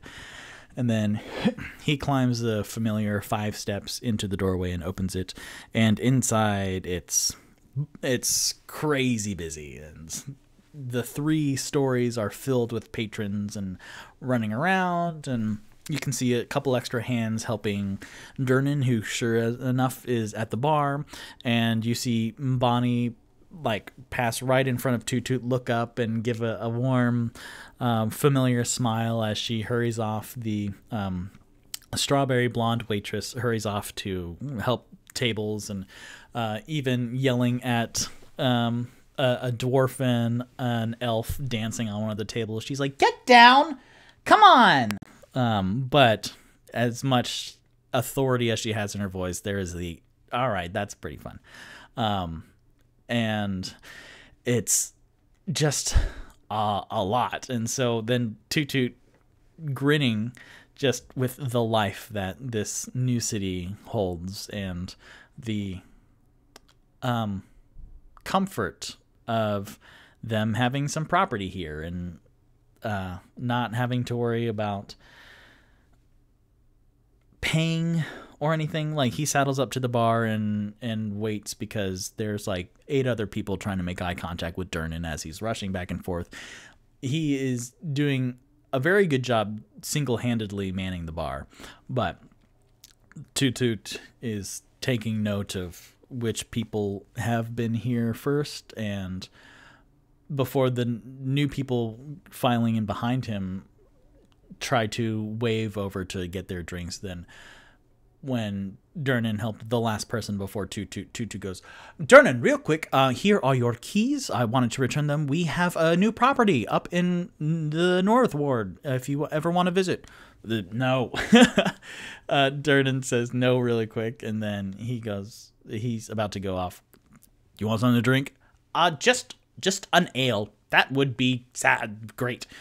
If you don't," he's gone. So Durnan is off getting the ale real quick, and then slides it the 1.5 foot across the bar, looking real cool. And then he's just off on the next one. So an ale, I think, was 5 copper. Like, a mug of ale was 5 copper. So Toot Toot leaves a silver piece, but he doesn't leave it unattended. Like, he waits until Durnan passes quickly, and then Toot Toot slides the silver piece right at Durnan, and then Durnan, without looking at Toot Toot or making eye contact or looking at the silver piece, he picks up the shard and then just places it in a pocket, and then just goes off. And then he grabs, he's pouring a glass of wine, and then he quickly walks back across Toot Toot and goes, "We still need to talk about if you want to do some music here." And then he's just off again, and Toot Toot's like, "Well, not right now because you are very busy, but isn't that nice?" And then he takes his mug of ale, then spins around and looks up into the warmly lit, just tiered cake of frivolity, and he feels it. A slap on his arm, and then kind of like a whole shoulder and hip check as he looks around, and then Yagra Stonefist, the pale blue skinned orc from the first couple episodes, she kind of like bumps purposefully into Toot Toot, and she goes, "Hey, I haven't seen you for a little bit. Isn't this just great? It's good to see you again. Oh, especially..." Let me look at my notes. Yeah, great show last night. I had no idea you can play music. And then Toot Toot goes, "Oh yes, I am Toot Toot the Loxodon Bard, so I have to do well on the bard part, or else I'm just Toot Toot the Loxodon." Which, I mean, that's a pretty good time. Yeah. So, I actually and then she kind of grabs the Toot Toot's mighty arm and then drags him through a little bit of the crowd, weaving through some people, and again it's like tipsy singing, and then people trying to balance on the lip of the yawning portal, the 40-foot wide diameter gaping maw that goes down, and as one of them starts teetering towards the darkness, then their friends grab the arm and the leg and pull him back, and then there's just a roar of laughter. Yeah, let me introduce you to my employer. He's very interested in you, so come on. And then Yagra is leading Toot Toot through the crowd, and then underneath the jutting second floor, then it's slightly quieter here. Although it's next to the stage, no one's on the stage right now, and all the tables in front of it are filled with people eating and enjoying themselves. And it's very loud in here, out there, so music would just be drowned out by voices. But they go into like this darker corner of the tavern, and things do quiet. Like, there's a noticeable drop-off in sound as Toot Toot is pulled over to this table, and there is a gentleman sitting at the table, legs crossed, and he's a very handsome elf with long pointed ears and this almost yellow-orange, so not like blonde, but it's a very peculiar shade, and it like does a wave over his head, and then it falls down long over in front of his shoulder and reaches the table. And he's very tan, and he is a very handsome looking man, very handsome looking elf. And he looks up at Toot Toot, and again, it is noticeably quieter. So he's soft-spokenly, he says, "Ah, you are Toot Toot, the Loxodon Bard, if I am correct." And then Yagra, who pulls out a seat for Toot Toot, says, "Yep, this is one of the guys I was telling you about last night." "Oh, well, how wonderful. Please." And then he gestures towards the seat. "Have a seat." And Toot Toot, from what he remembers, the bandits, Ban being one of them, in the Xanathar lair, the Xanathar sewer hideout, says that Yagra worked for this Zent. And even though this gentleman in front of him is very well spoken so far and polite, where it's not what you think of like a criminal underground, but Toot Toot is a bit wary, but he also doesn't want to turn down manners or make an enemy out of someone who is well known in one of the criminal enterprises and is routine enough that he has a bodyguard. So I will roll for this, actually.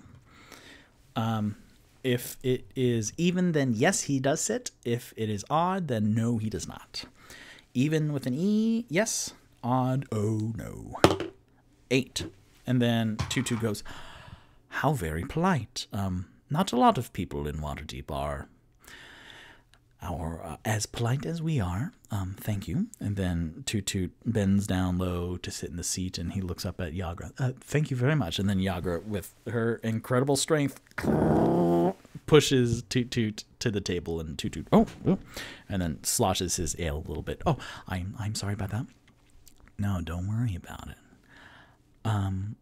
Do you happen to know who I am? I do not. Yagra said that you are her employer. Yes, I am Davil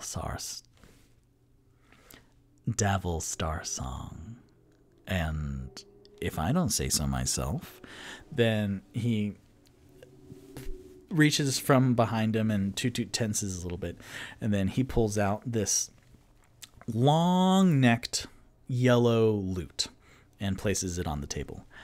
I am a bit of a musician as well. And then Toot Toot brightens up. Oh, so you heard my set from last night? I did, and may I say you are quite talented. Well, I appreciate that. Thank you. It was a very warm reception. If you're a regular here, do you know Three Strings? And then Davil goes, I have heard him, yes. He does not possess the passion that you or I have for the musical arts. It's more of a insult, if I am to be honest. Oh, well, okay, great. What may I do for you? Davil Starsong is a great stage name, by the way. Thank you. I chose it very well. And then Davil goes, yeah, you had a good show not only last night, but the night before that. Yagra, and then he nods over to his half-orc bodyguard, who picked up a mug of ale from the table and is now facing away from the table with her back to them and is scanning the crowd. You actually helped her out of a bit of a sticky situation with a couple of the Xanathar Guild members. You quite honestly saved her bacon, and I appreciate that. It was quite a demonstration of force and vigor and muscle, and then following that up with an encore of the troll. Well, Davil picks up this small whiskey decanter. No, what's a small little glass with a stem on it, and then he swirls it about in his hand. I appreciate it, and you did rather well. And then he takes a sip and puts it down. Defeating the troll quite easily, it looked like, and the Xanathar Guild members. I have a question for you. Tutu goes, yes? Davil says, since you are against the Xanathar Guild, what do you know of the Xantarim? And then Tutu goes, I know that they are another endeavor here in Waterdeep. But I'm still very new, and so I don't know. Well, then let me educate you. I am one of the higher members of the Black Network, is what we're also called. I am the Master of Opportunities and Negotiations. And I wanted to offer you an opportunity to work with us. Because you are quite personable, and you have quite the presence And honestly, we can use more like you and your companions for our cause. And Toot Toot is getting a little uncomfortable, and he goes, well, I appreciate that. I am nothing without my team at the moment. We are here together. An opportunity to work for you specifically, because you are quite the gentleman and manners abound, or the Zentirum. And Davil goes, well, it's more for my group, because I am one of the heads, but the heads are called the Doom Raiders. We actually were a team as well. We were an adventuring party that we like to take care of lich lairs, or they were called dooms by some. So after a while, we decided to retire from that, because either you retire rich or dead. So we wanted to do the former. And as part of that, we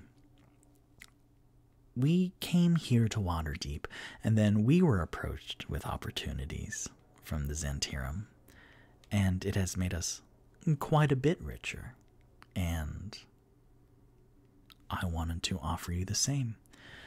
And Toot Toot leans back a little bit, and he goes, well, I appreciate that, thank you. I would need to talk with my friends. We are still learning all about the guilds and the factions, and it's so much in this new city, and all of us are still new here. We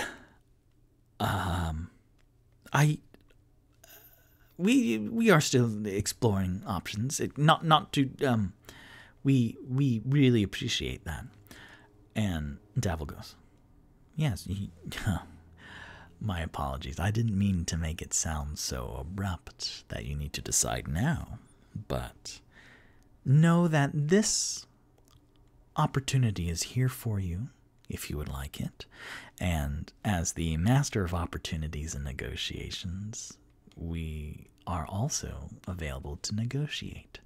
So if you want to come up with your own terms or stipulations, and then he leans back and then puts his feet up against, like, on top of the table, and he is in this tailored, very sunshine yellow, like gold, and in fact, speaking of sunshine yellow, like, he has this embroidery work, this circle that is intricately detailed and on his chest, and it has rays of sunlight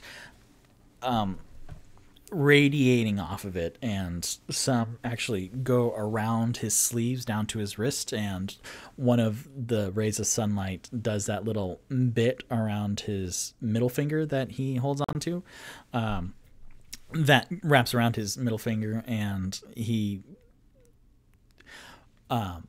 puts his feet up on the table, and he's wearing these very impressive, like, golden brown scaled, like, almost cowboy boots, and he flips his very sun-bleached hair back, and he goes, yes, we are here whenever you want, to think about it, ask your friends, and then come back, because if you need, we are a very resourceful bunch, the Black Network. And black is such a, and then he waves his hand in the air a little bit, it's such a negative term. It gives us a bad reputation that we are fixing to lighten up. And with that, like, he smiles, and he has perfect pearly white teeth up against his very tan skin, and you can imagine that someone this tan in the wintry Waterdeep, that there's maybe magic happening, or maybe this is racial, But he goes, yes, come back at any time. If you need a loan, we have a master of trade and coin. If you need magic, we have a master of magic. If you need weapons or mercenaries, we have a master of arms and mercenaries. And then if you need someone taken care of in a very gentle way, then we do have highly skilled assassins. And one of our best is the master of assassination. And that, he looks over and winks across the table at Toot Toot, is not a threat. It is an opportunity. And then Toot Toot, with hearing that is not a threat, will roll an insight check on Davil. So insight, I rolled a 15 plus 3, and then Davil will roll something. And I'm not going to let you know if it's persuasion or deception.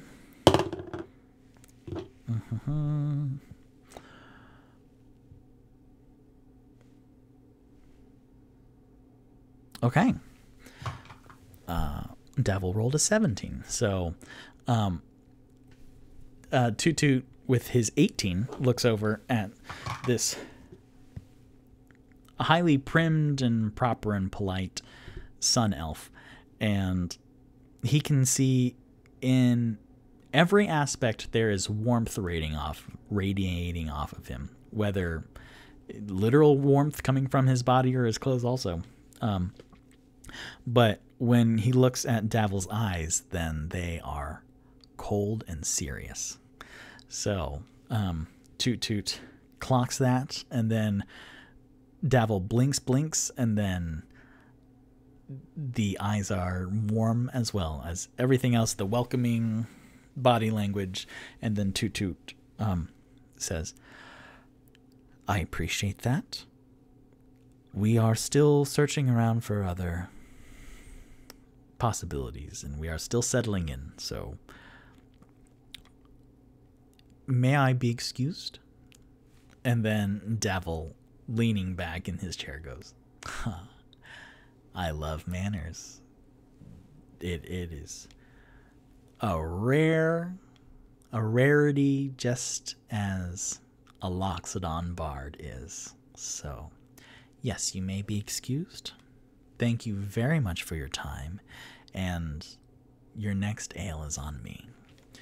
And Toot Toot goes, oh no, you do not have to do that. I appreciate it. But it's hospitality. It's a gift. Then I do appreciate it, and I will make sure to remember, because an elephant folk, how does the rest of it go? And he playfully but carefully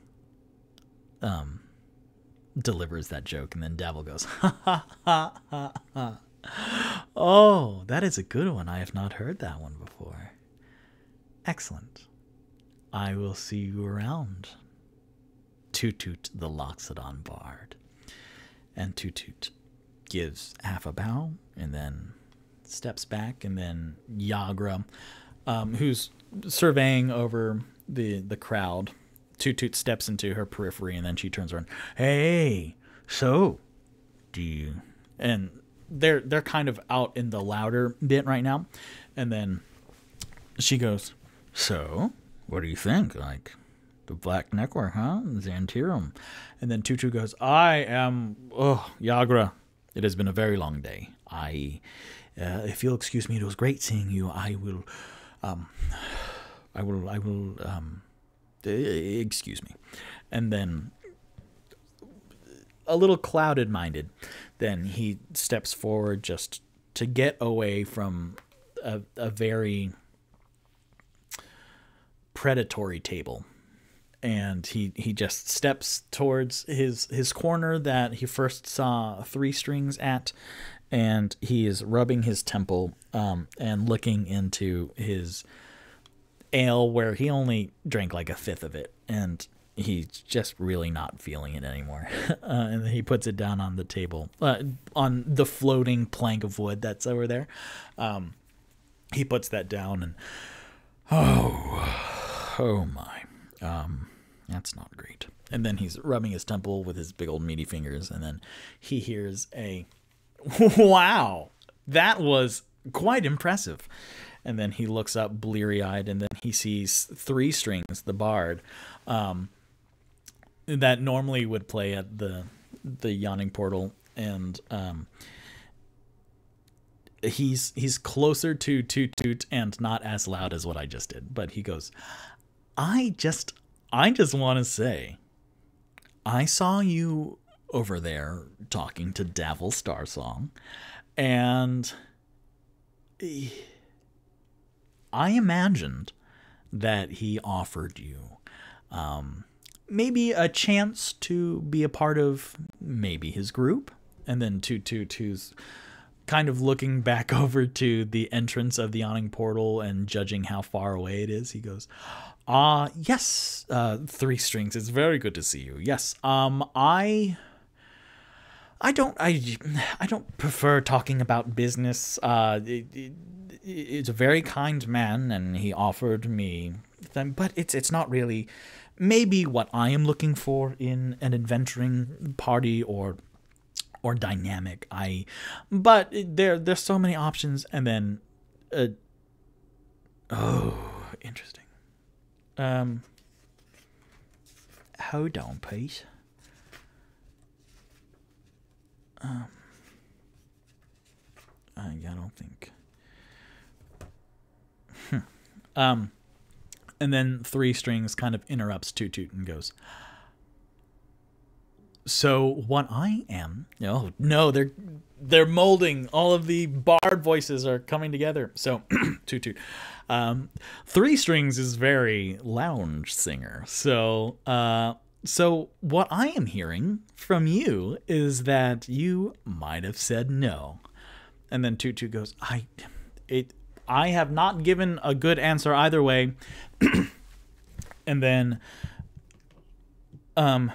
Three Strings says, no, I have something in mind, because when I noticed you were playing last night, you're an exceptional musician, but what struck me even more is that you, instead of maybe fighting for the people of either against the Xanathar Guild or for the Xantirum, you were fighting to protect.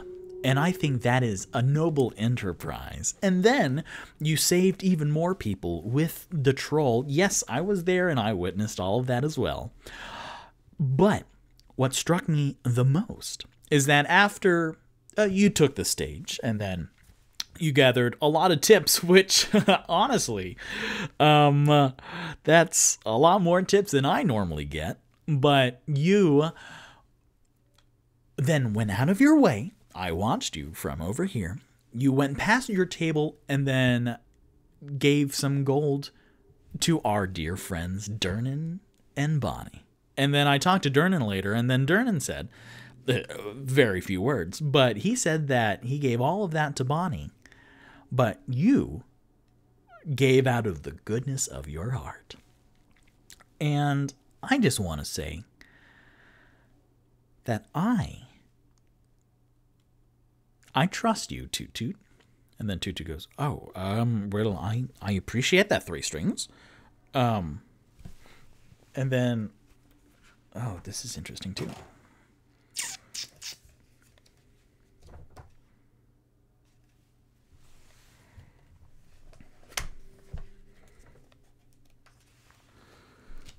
Pages and pages and pages and pages. Three Strings is my stage name, but my name is actually Matrim Mereg. I might change that. I'll come up with something clever later. I have a real name that Victor will come up with later. No, I should probably do it now, huh?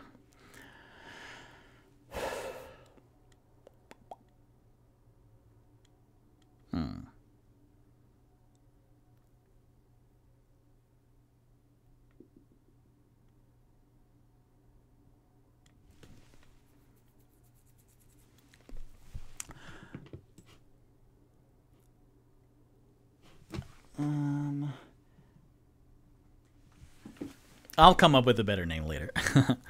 I didn't expect him to offer that up, but Three Strings goes, 3 Strings is my stage name, but I am really, and then he gets in even closer, and then Toot Toot is noticing that, but there's a pretty wide berth from all the other people.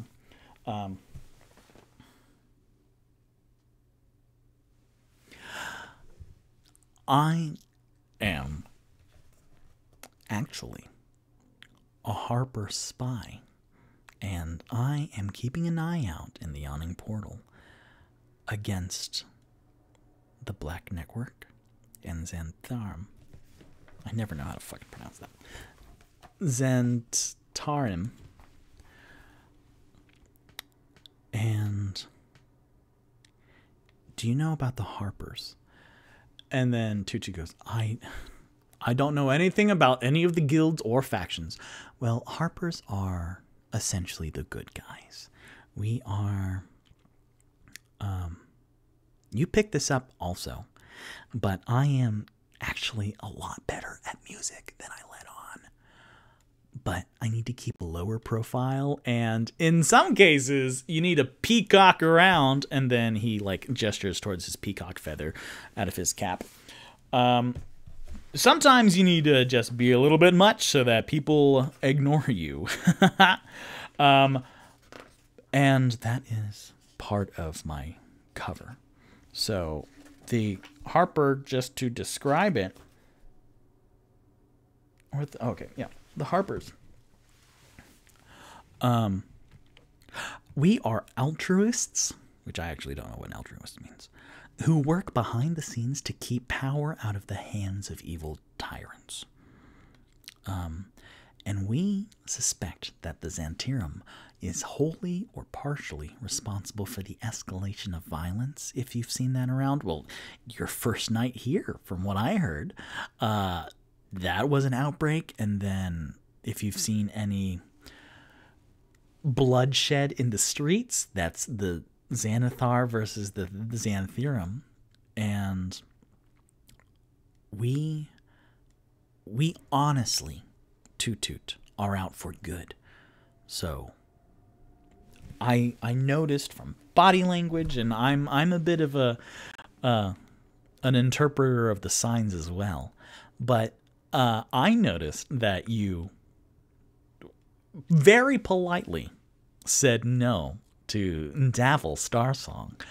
So, if you would like, as part of the factions, you can join Harper's, and I will vouch for you. And heck, Rainier Neverember, he's part of the Harpers. So, if that tells you anything about the quality of our character, then that says it all right there. So, I just want you to know that we are here for you, and I am impressed, and I really appreciate you not turning over to the Black Network. So keep that in mind.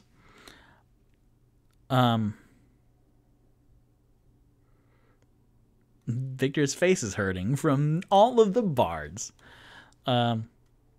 But would you care to join me right now, Toot Toot, on this stage as a duo?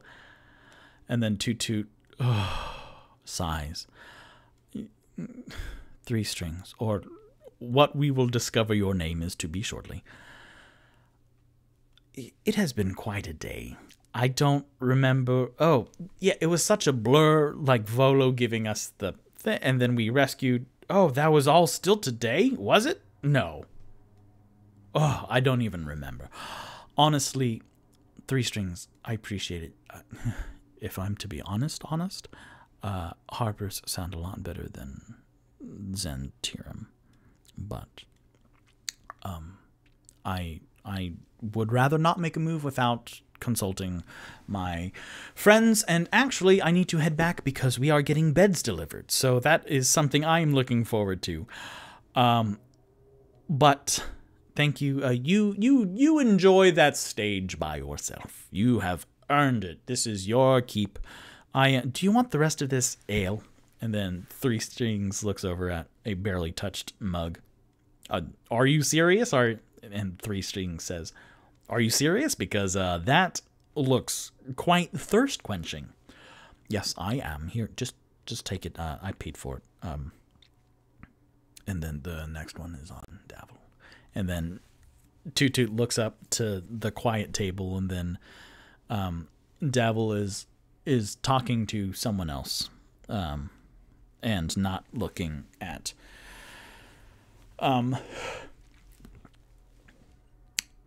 is not looking at Toot Toot and Three Strings, which Toot Toot was a little worried about. So Three Strings goes, "Well, all right. Let me go hop on that stage. You take care of yourself. Come back tomorrow if you want. I will be here. It's an extended stay for me. Like, I'll be here all week, but I'll be here all 10 day because, again, this is my post. So just, yes, you enjoy. Okay." And then he kind of like jumps in the air a little bit and skips and shimmies over to the stage, and Toot Toot is pretty wiped out. He's like, "Oh, okay." And then he slowly, like, "Oh, excuse me, pardon me." Yep. And then he makes his way to the front of the yawning portal, and then Bonnie, the strawberry blonde waitress, is going back and forth and delivering more tankards and stuff, and then she comes up to Toot Toot and looks up and goes, "Did you just have a talk with Three Strings?" And then Toot Toot looks down. "Yes, Bonnie, my dear Bonnie lass." Voto said that. It felt weird when I said it. That's okay. Are you good?" And then she blinks, and then her irises flash purple when she blinks. And then she blinks again, and then they're normal eye color. And then Toot Toot looks down. "Am I good?" "Yes, I'm good." "That... Bonnie?" And then Bonnie goes, "Let me finish delivering this to my table, and I will talk to you. Excuse me."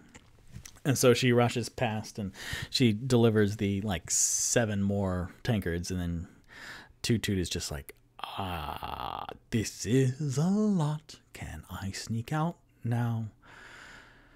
And then Bonnie comes back and grabs Toot Toot's hand and drags him out to up the spiral staircase to the second floor. And it's there's a lot of people everywhere, but they kind of go down a hallway and then down to the other hallway, and then there are rooms on the left side where you can rent them for the night. And then she goes to the furthest the hallway is, and it butts up against the wall of the yawning portal proper. And then she fishes in her dress, and there's a pocket, and she takes out a little key and then goes to the door. And then Toot Toot goes, oh, Bonnie, I really appreciate it.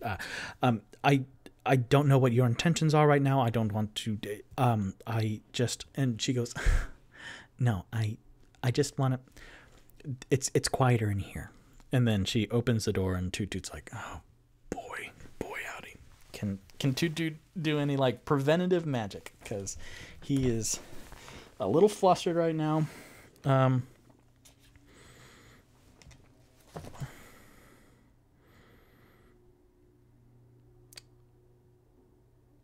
He doesn't really got nothing. So he goes, and then he looks over the railing to his right, down at the stage, and then Three Strings is warming up. Blink, blink, blink, blink, blink. And then he looks up and catches Toot Toot's eyes, and then he winks, and then like does just a quarter of a nod, gesturing towards Bonnie's room, and then just Three Strings looks over the crowd again. All right, so no, that's Toot Toot's voice. All right, so, and that's a little bit Matt Berry, but that's okay. So then Toot Toot is like, he doesn't want to say yes or no right now to anyone. Like, he can tell that Davil Star Song is not great, but like Bonnie has been kind to him the past 3 days. He gets just a better sense about Three Strings.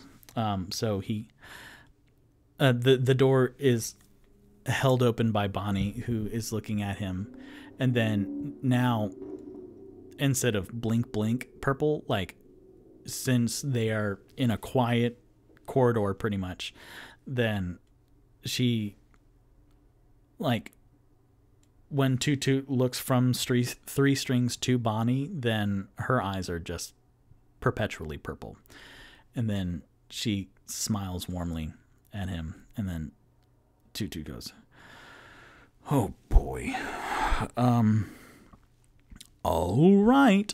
And then he walks forward and into the room. I have absolutely nothing for what's in this room. But Victor is smart, clever, and handsome, so he will come up with something real quick.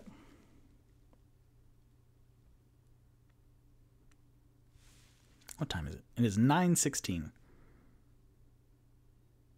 I will do the outro, and then I will have whatever's in this room as the last little bit. I'll have that as the post-credit scene. So we will find out what is in that room. We will find out what Three Strings' actual name is instead of Matrim Medgar, because Victor's not going to remember that.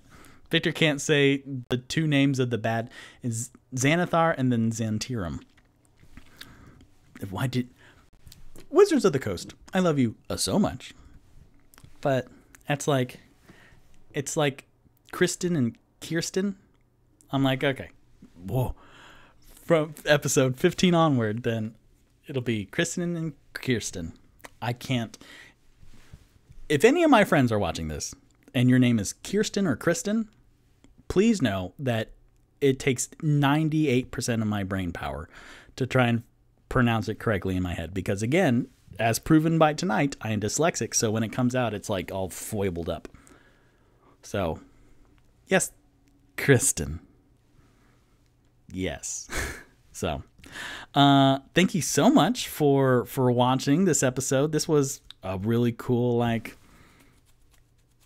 episode that is in the middle of episode 12, which is cool. That I can play with the form, and if D&Me ever becomes a, like a novel, then this was very important. This laid out a whole bunch. Like, I keep saying this, and I will stop saying it as much, but I didn't plan for a lot of this to happen, because I had a lot more planned for tonight. But really, the Tipsy and Onyx interaction were really valuable, and then we're learning a lot about the factions, so this is great. So thank you very much for watching, and thank you very much for listening. I am Victor Rivera, and this is D&Me Adventures, where it's a one-man show where I play D&D with myself. I stream Wednesday nights on Twitch at 7 p.m. Eastern Standard Time, and I upload the video the following morning, Thursdays, on my YouTube page. Today's show will be up tomorrow, Thursday, November 4th, and next week's episode will be live Wednesday, November 10th.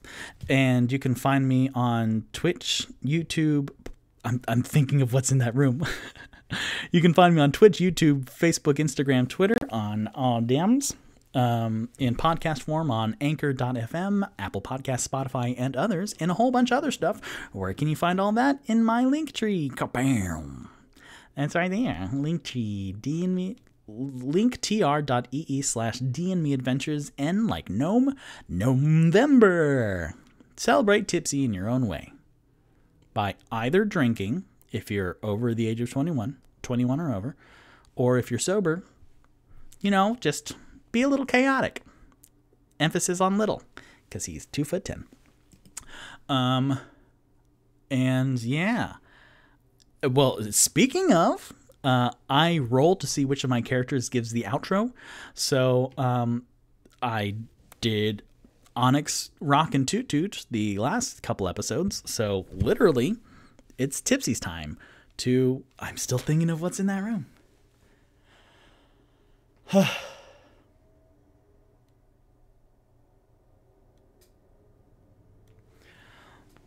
Okay. So literally, it is Tipsy's turn to give the outro. So here we go. Hey everyone, it's my month. It's like a birthday month, but even better. It's November, so I think that means you send me gifts. And you can send it through Victor, because Victor will get it, and then he'll open it for... Well, I mean, I'll open it. But yeah, send me gifts. There's an Amazon wish list available. Where can you find that? On Linktree at the bottom. It's like one of the last links. Or you can... No, just do that, because then in December, that's like gift-giving holidays. So buy the books for me. Yeah. Was that good, Victor? Man, I don't... Sure. That was totally shameless. Yeah! All right. Thank you. And then like a black screen. And then inside this room, Toot Toot goes in. It's kind of like a hotel room where there are two twin-size beds. Two twin-size beds. The fronts of which are like pushed up against the wall, and then inside there's a light, and then like a little bathroom area. And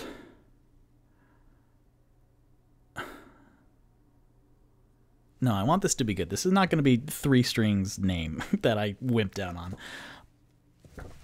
Okay.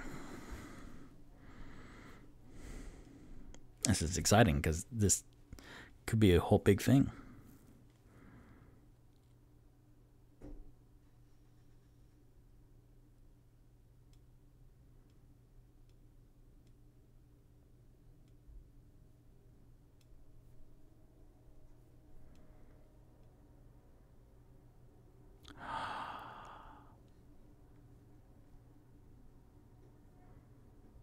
Oh my God. Fucking love it. So, inside this hotel room are two twin-size beds. And Toot Toot walks in and his eyes adjust to the darkness. And he blinks and looks around, and there is one like wall sconce on near the bathroom area. And he looks around, and then Bonnie behind him closes the door, and then you hear, "Oh, so I see you are back." And Toot Toot looks on one of the beds, and sitting at the edge, prim and proper,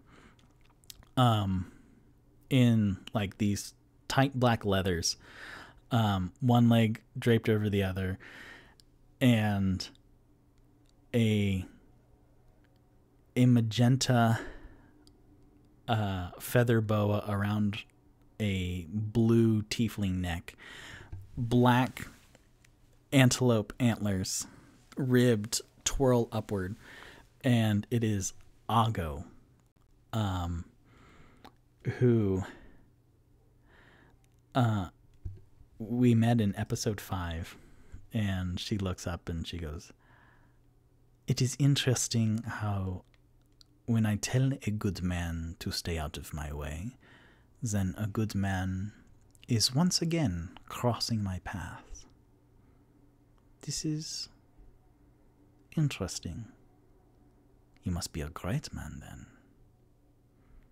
And then we'll cut. We'll cut to later. Toot Toot, Bonnie opened. Yeah, we're cutting. We're jumping within my jump. We're flashing forward in my flashback. So Bonnie opens the door half an hour later to her room, and then a frazzled Toot Toot steps out, and Three Strings is downstairs just making a ruckus, just squeak, squawk, squawk, squeak. Whoops, sorry.